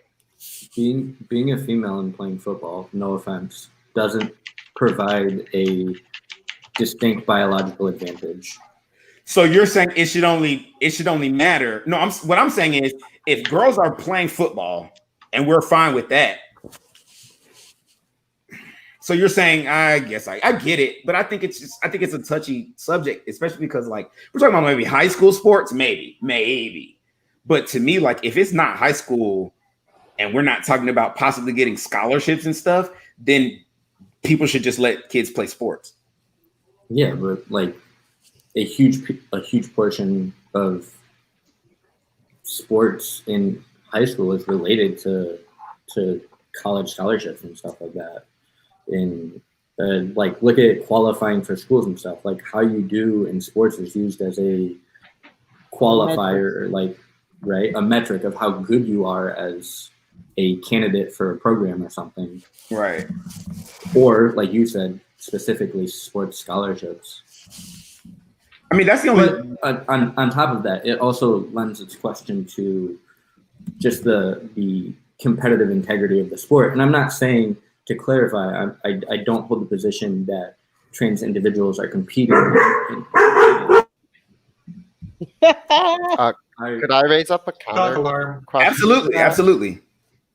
I think an issue. So I'm like, this is the one part of like trans issues that I am very like on the fence about. My biggest issue with saying agreeing with Tim would be, what about the younger generation who identify as trans earlier on and take hormone blockers and never went through that initial puberty? Is that fair then, if that is the argument that you're making? So that's kind of where the topic gets really gray, right? Like if somebody never goes through puberty, if a man never goes through puberty, their bone density never develops at a higher rate, their muscle mass never develops at a higher rate, their testosterone levels never reach peak levels. All of these things never happen. And so like, what do you do then? Yeah, I agree. But in terms of if you're over the age of 14, 15, 16 years old, and all of those things have already happened, then like biologically, we know there's a distinct difference between male and females, irrespective of gender identity. Because there is the difference between sex and gender. So I get what you're saying on that. And I don't know. Like, I don't know. I have a question. And I'm just playing devil's advocate again because I keep hearing this comment online. Like I said, I didn't want nobody on here being ridiculous. So I'm trying to throw out some arguments that I hear. And I just forgot it. There it went that quick. I blame you, Shane, because that happened to you earlier. And now it just happened to me. What's up? So I do.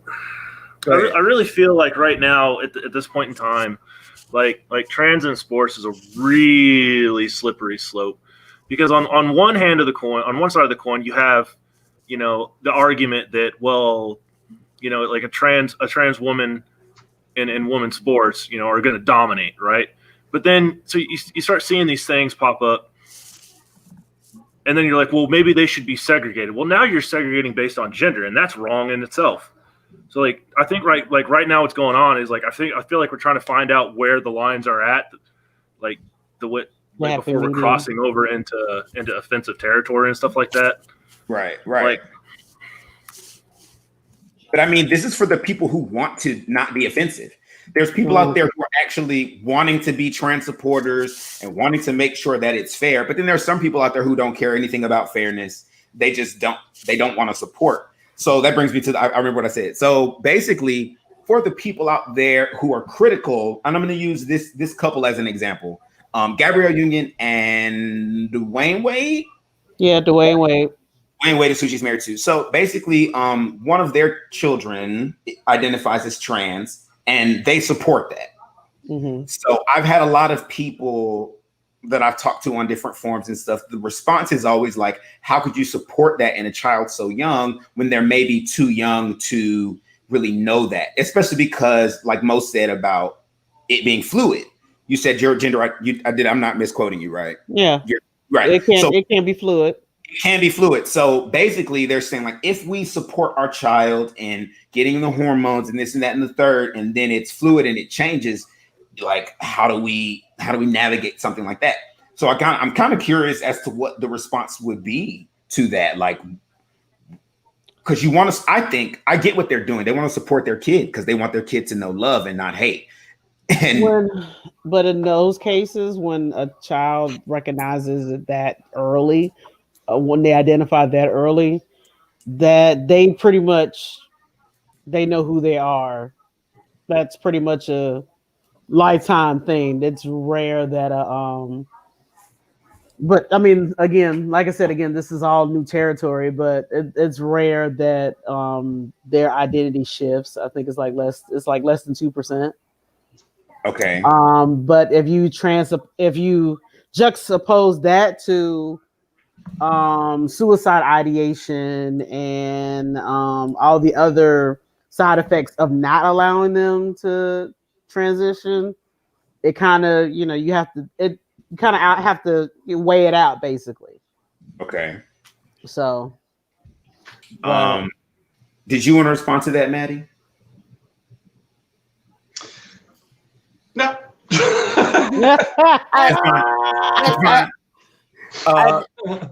I was just thinking, I have a friend of mine who his, I guess I should say now, son, he's a sophomore in high school, but I mean, towards the end of last year, the person who was their daughter decided, this really is not where I'm supposed to be. And so, the kids have to go through even more strenuous counseling basically than adults.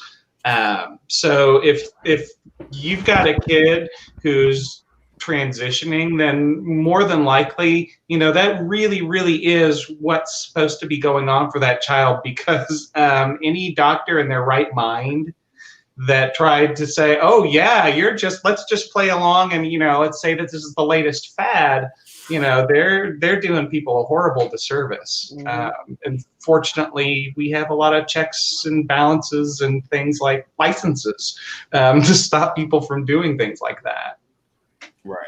Using medicine as a means to, I'll just caution that using medicine or doctors as a means to verify something as appropriate is a really faulty line of thinking. For example, in the 70s and 80s, we used to sterilize people with manic depression, and we can all agree that that's horrible, right? And that was, everybody thought that was completely okay, and the science supported it. And so, using doctors as a means to verify that something with the appropriate action may not always be the best case. You're right, because on the other end, they used to say that the gays and the trans folks were crazy too. So society evolves. And what we also have to remember that gender identity is a social construct. Yes, that part. Right, but social construct doesn't mean that it's not real or it isn't viable or it's not true, right? It's a construct. It's a construct. So that means right. Hang on. But hear me out, right? Hear me out. The criminal justice system's a social construct too. But if you break a law, you're still going to jail, right? Like, yes, because however, go ahead. The law evolves. Yeah, the law evolves over time. Because 30 years ago, Bill Cosby wasn't getting sent to jail, to prison for drugging women. The law evolved. The law said it's illegal to drug someone to have sex. Cardi B's not going to prison.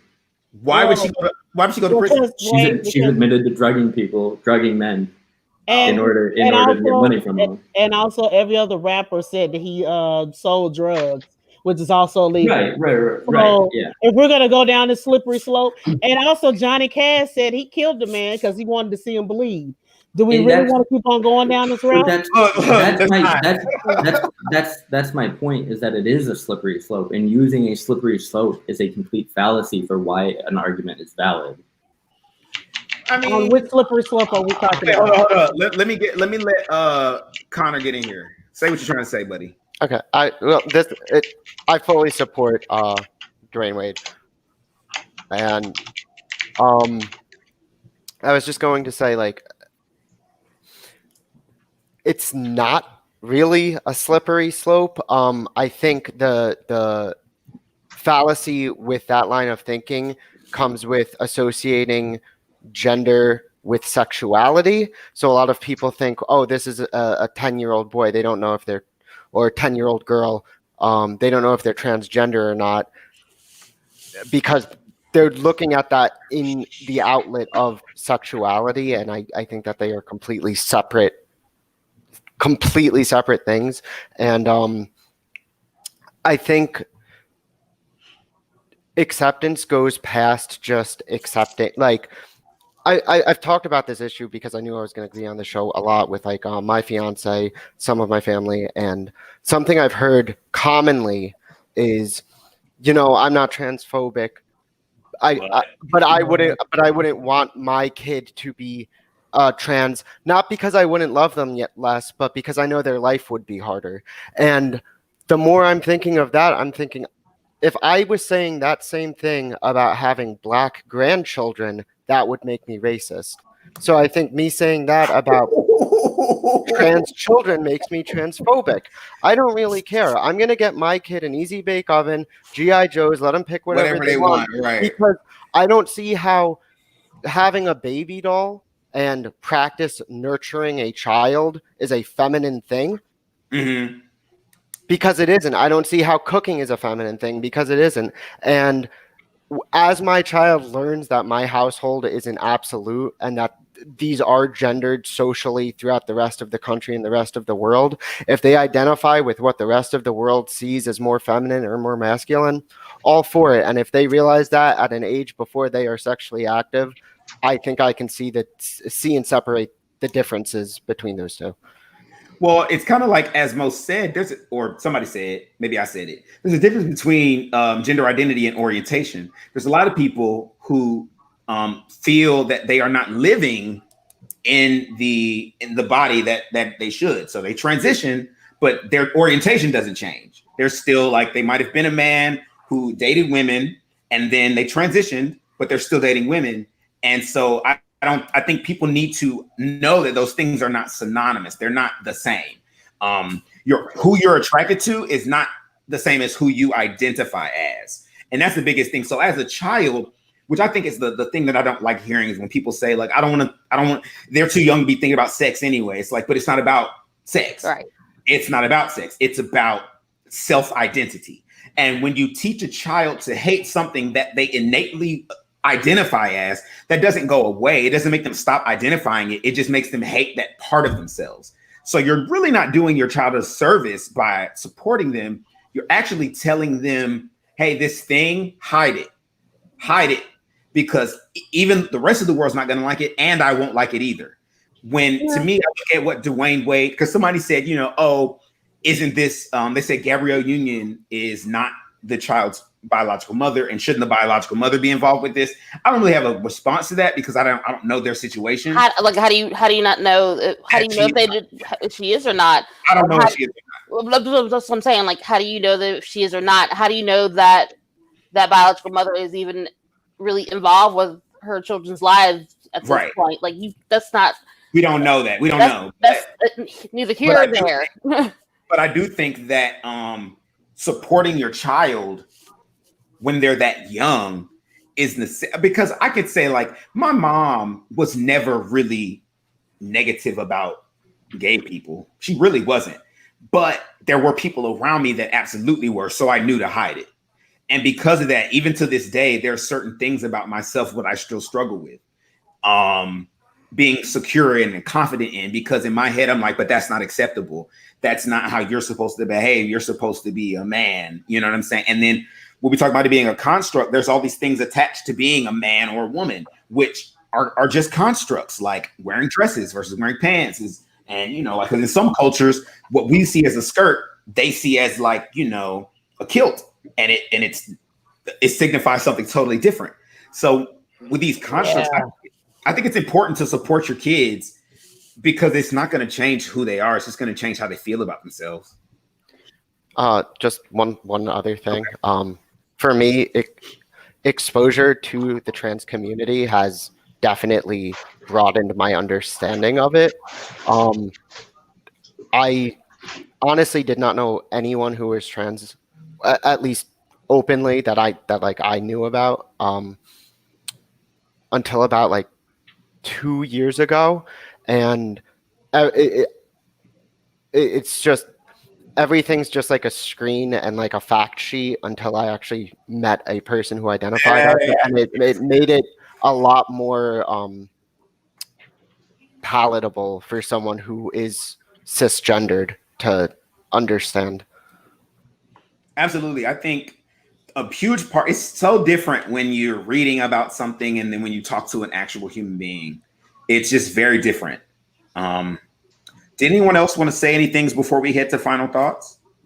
I know you set forward, Shane, so I think you had something to say, and Tim had something to say. I'm pretty much digesting all this stuff. That's pretty much just it. Like I said, I'm pretty new to all this, and what I do, quote unquote, know is coming from the social circles and stuff like that, and basically what I read in the media. So I'm really just kind of listening and. But that's dope, because I think through your listening, you're really sending a very positive message, because I feel like people from this community aren't often heard. And so for you to be a cisgendered heterosexual male, to be present, everyone who's cisgendered and heterosexual would be present and listening, I think that is very powerful. What were you about to say? So I mean, my thoughts on this are like sorry, I'm trying to formulate my words properly. We're just coming up on changing the social dynamics of things, right? So, now, how many years ago? I remember growing up in the '90s, and like it wasn't socially acceptable to be gay, and now it's socially acceptable to be gay, and we're moving in a direction where, or we're trying to move in a direction where, like, it's okay to be trans, and it should be accepted to be trans. Because if you think about it, what were some of the things that social constructs believed back in the day? The earth was flat, the earth was the center of the universe, things like that people challenged, and then through science said, hey, these things, this is what the actual fact is. And now we're moving more to that thing where it's completely natural and gender is fluid.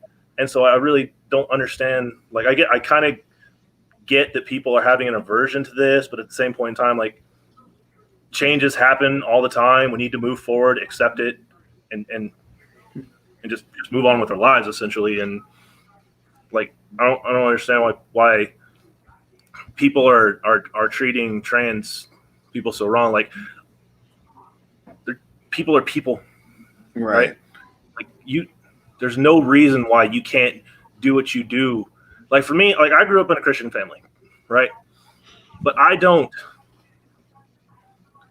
judge people based on what they do. I don't judge people based on their religion. I don't judge people based on their sexual orientation. I don't judge people, and now I don't judge people based on their gender. So I don't. That's kind of want to call that got for that. So,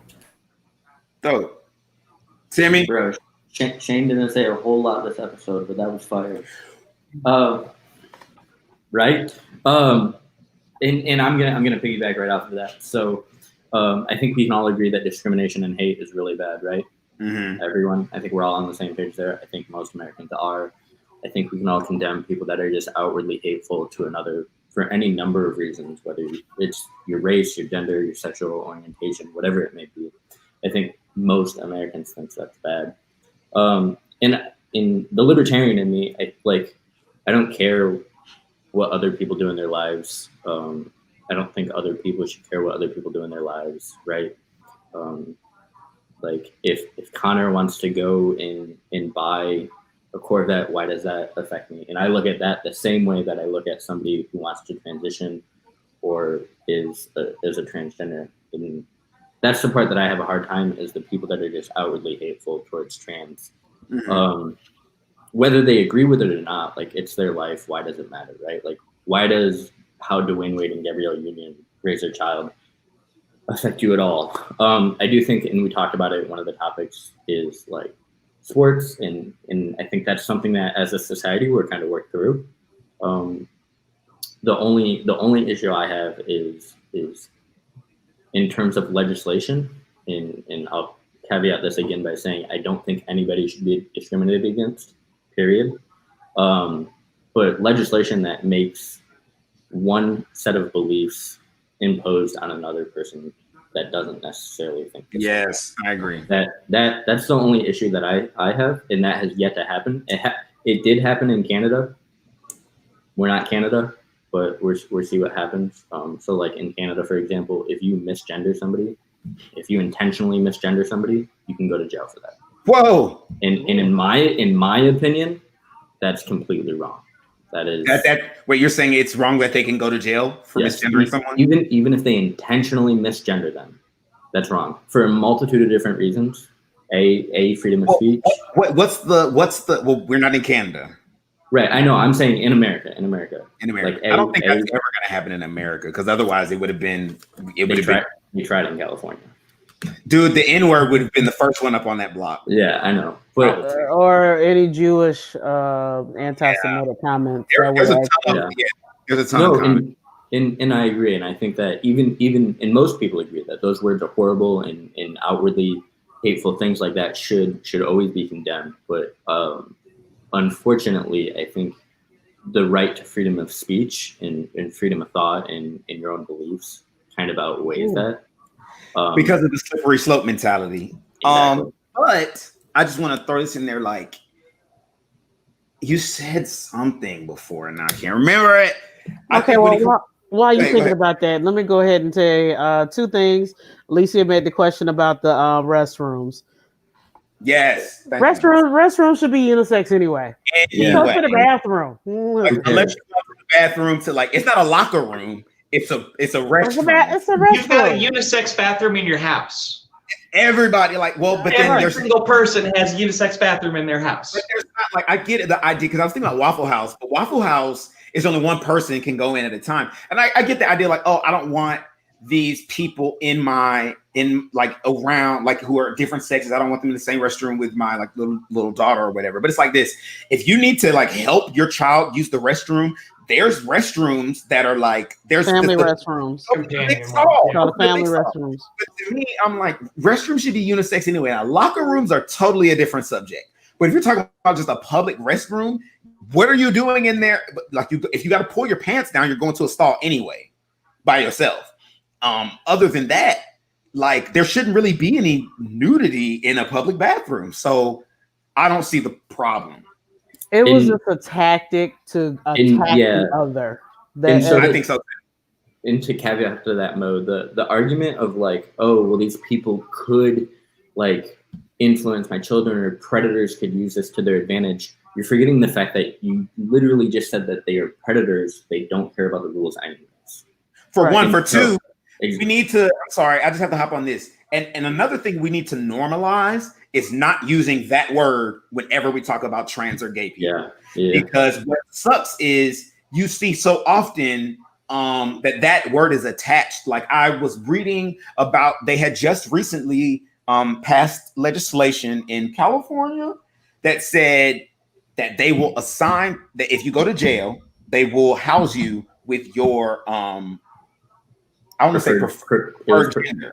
Yeah. And somebody in the comment that I saw, you know how Facebook show one comment sometimes, the comment was, what if they're a rapist? So I got on there and was like, we need to, like, bigger problems there. I said, look, first I said, the fact that you assume that just because they're trans, that's the first word to come out of your mouth, that's the problem, is because that's the mentality. Of course, the response was, I didn't say that whatever, but that's a mentality that is very real. This idea that if you aren't normal, whatever the hell that is, then you're somehow a predator. And it's often attached to sexuality and gender and these things, as if there are no straight people that are predators. Here's the thing. We have been conditioned in this country for as long as this country has been around that it has to be the nuclear household, cisgender, Caucasian, male, female, Christian. And anything Christian, and anything outside of that mold, aka the other, will be attacked. And it could be a potential predator in order to break up the nuclear household. Absolutely. So should we be surprised by this? No. Still this maddening and disheartening? Yes, absolutely. And also, Lance, thank you. I appreciate your comments.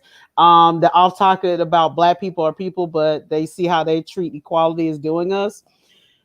It's also a two-sided sword, unfortunately, because there's a lot of Black people in our community that's not really looking for equality, looking for privilege. But that's just my 2 cents. Okay, so we're gonna head into our final thoughts for tonight. But before we head into final thoughts, can you address? Can I address the last comment about this pedo post? Sure. Yeah. Read the comment. That was actually a myth. I've been seeing that this one's just really important for me. I've been seeing something about some weird pedo post using the rainbow flag saying love is love. No, sir. It was actually a misinformation campaign started on Reddit, or not Reddit. I'm sorry, not Reddit. Of course.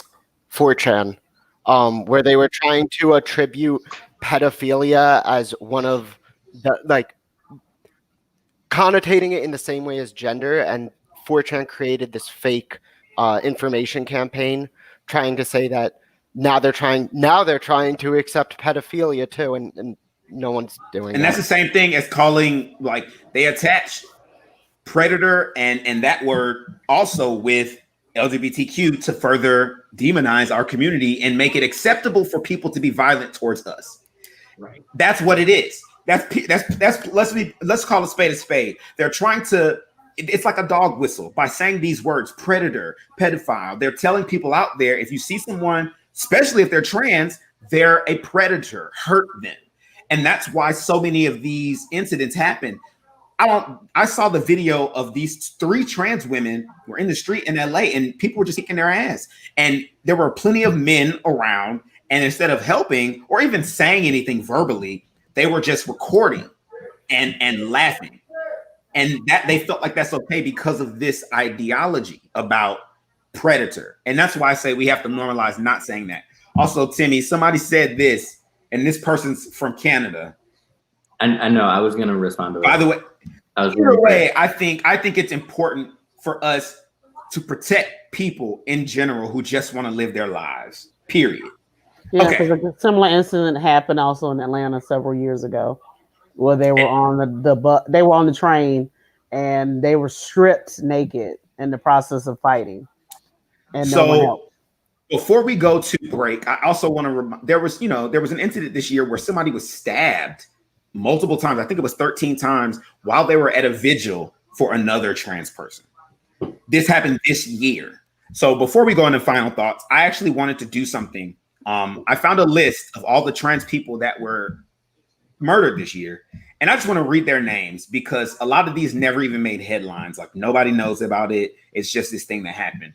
And so I just really want these names to be heard. I'm going to mispronounce a few of them. I'm so sorry. I don't mean to do that. But Dustin Parker, Alexa Nulisa Luciano Ruiz, Yampi Mendez Arocho, Monica Diamond, Lexi, Joanna Metzger, Penelope Diaz Ramirez, Leila Pelaez Sanchez, Serena Angelique Velasquez Ramos, Nina Pop, Helly J. O'Regan, Tony McDade, Dominique Remy Fells, Raya Milton, Jane Thompson, Selena Reyes Hernandez, Brayla Stone, Mercy Mack, Shaki Peters, Bree Nook Black, Summer Taylor, Drea McCarty, Tatiana Hall, Marilyn Cazares,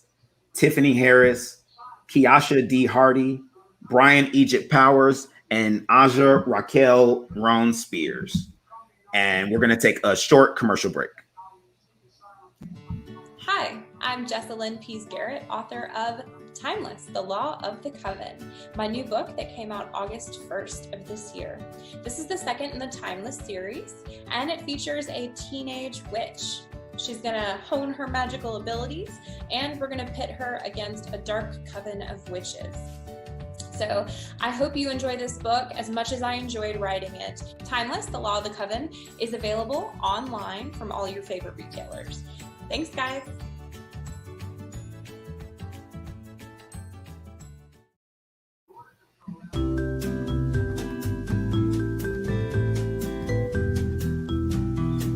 Hi, this is Cody from Cody Paul Media. Thank you for joining me. Anybody can record a video, but the question is, how do you make that video stand out among the rest? A quick animated video like this one can change things around for your company, so go to codypaulmedia.com and get those needs met today. See you later. That was a commercial for Jessalyn Pease Garrett's new book, Timeless, The Law of the Coven. It's the second in her series. She's a great author, very talented. Check that out. And also for Cody Paul Media. Cody Paul Media is a media production company. They do websites. They edit videos, content creation, all that fun stuff. They're great people, very professional. All right. So now it is time for our final thoughts. Our final thoughts is the point in the show where each panelist will say what either they're going to leave with or what they want you all at home to leave with as you watch this and or listen to this, and just what we're taking from the conversation. So I actually want to start with Shane. Okay, wasn't prepared for that. Yeah. But all right. I kind of accidentally said my final thoughts, I guess, earlier. You can reiterate. Reiterating, like, these are just, we as a society are facing some changes, and we need to be able to adapt with those changes and grow with them and start trying to fight some of these stigmas that we're dealing with. Like for me, the reason I came on the show is because, Danny made a post. He was like, hey, if you don't know anything about what's going on here, I encourage you to check this out. And so I said, you know what? I don't know anything about that. I should go check that out. And maybe we can get another perspective on things. I do think that from my personal perspective here, it's definitely going to be a hard transition because I don't even know how many gender identities there are. Honestly, I don't. So misgender identifying someone is going to be going to be a struggle that I'm going to have to deal with. It's because I'm going to have to learn all these things and learn how to properly identify people, so I don't accidentally offend someone, because I really don't like doing that. But beyond that, the only thing I would say, if you are in the trans community, and I'm just be patient with me as a person, because there's still a lot of things and stereotypes that I'm still trying to cut my way through in order to let this transition into society, right? So, that's all I really got. I do thank you all for having me on here. Awesome. Thanks for being here, actually. And I appreciate your final thoughts. Let's go to Rakia. Well, I want to first say thank you to Maddie and Mo for sharing your stories, your journey with us.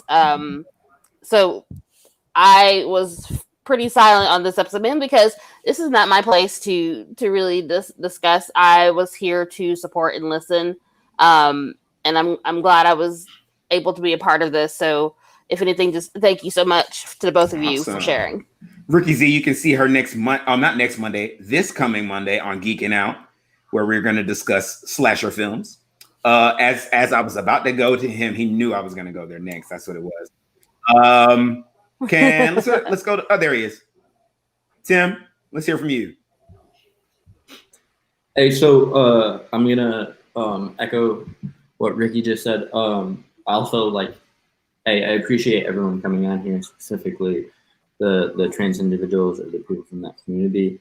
I think we need to have more conversations between people that disagree on the topic that are actual conversations, and not just you're wrong because you're wrong, or I hate you, or whatever it devolves into most of the time on social media, because that's how understanding is created in we as a society can move forward. Maybe not in total agreement, but at least in enough agreement where we can continue to be civilized and keep society functional. Dirge, thank you as always. This has been super awesome. I love this. I always look forward to it. It's always a cathartic experience for me. And then lastly, I'm gonna echo what I said afterwards. After what Sean, I can't see your name. Shane. I'm sorry. What Shane said, and just let people live their lives, and don't be hateful for no reason. Don't be hateful at all. Like you don't need it. Dope. Including the president. What you saying? Don't be hateful toward the president? No. Like including the president. Like he doesn't need to be hateful. Yeah. Okay. Awesome. Dope. What about you, Connor? Well, thank you for sharing your stories, Mo and Maddie. Thank you for reading that list, Daria. I thought that was really cool. All I have to say is support trans children and stop gendering toys. I think that's the biggest two things. We as a generation can only fight the stigmas that were kind of indoctrinated into us to a certain extent, but hopefully we can stop those stigmas from existing in the future generation. Oh, excellent. Short and sweet. All right, Maddie. Hey, first off, thanks again for reading that list. That was awesome. And then, thanks for letting me be on here. One thing I do want to point out really quick, I just, the whole trans thing is not a new phenomenon. This is not something that's happened in the past 20 to 30, even 40 years. This has gone on throughout the entirety of recorded history. I think that we would actually be a lot farther along now with gender studies than what we are before the Nazis came along. There was an institute in Germany that existed for about 30 years that specifically dealt with gay, lesbian, and transgender issues. And they destroyed it. They completely wiped it out. They burnt it to the ground, everything that was in it. So this is not new, but we are going to have to figure it out. And we're going to have to do it a lot quicker than maybe some people want to. Dope. Excellent. Thank you for being here, and thank you for sharing your story. Certainly. All right, Mo, let's hear it. Yeah, the closer is here. Yep. So,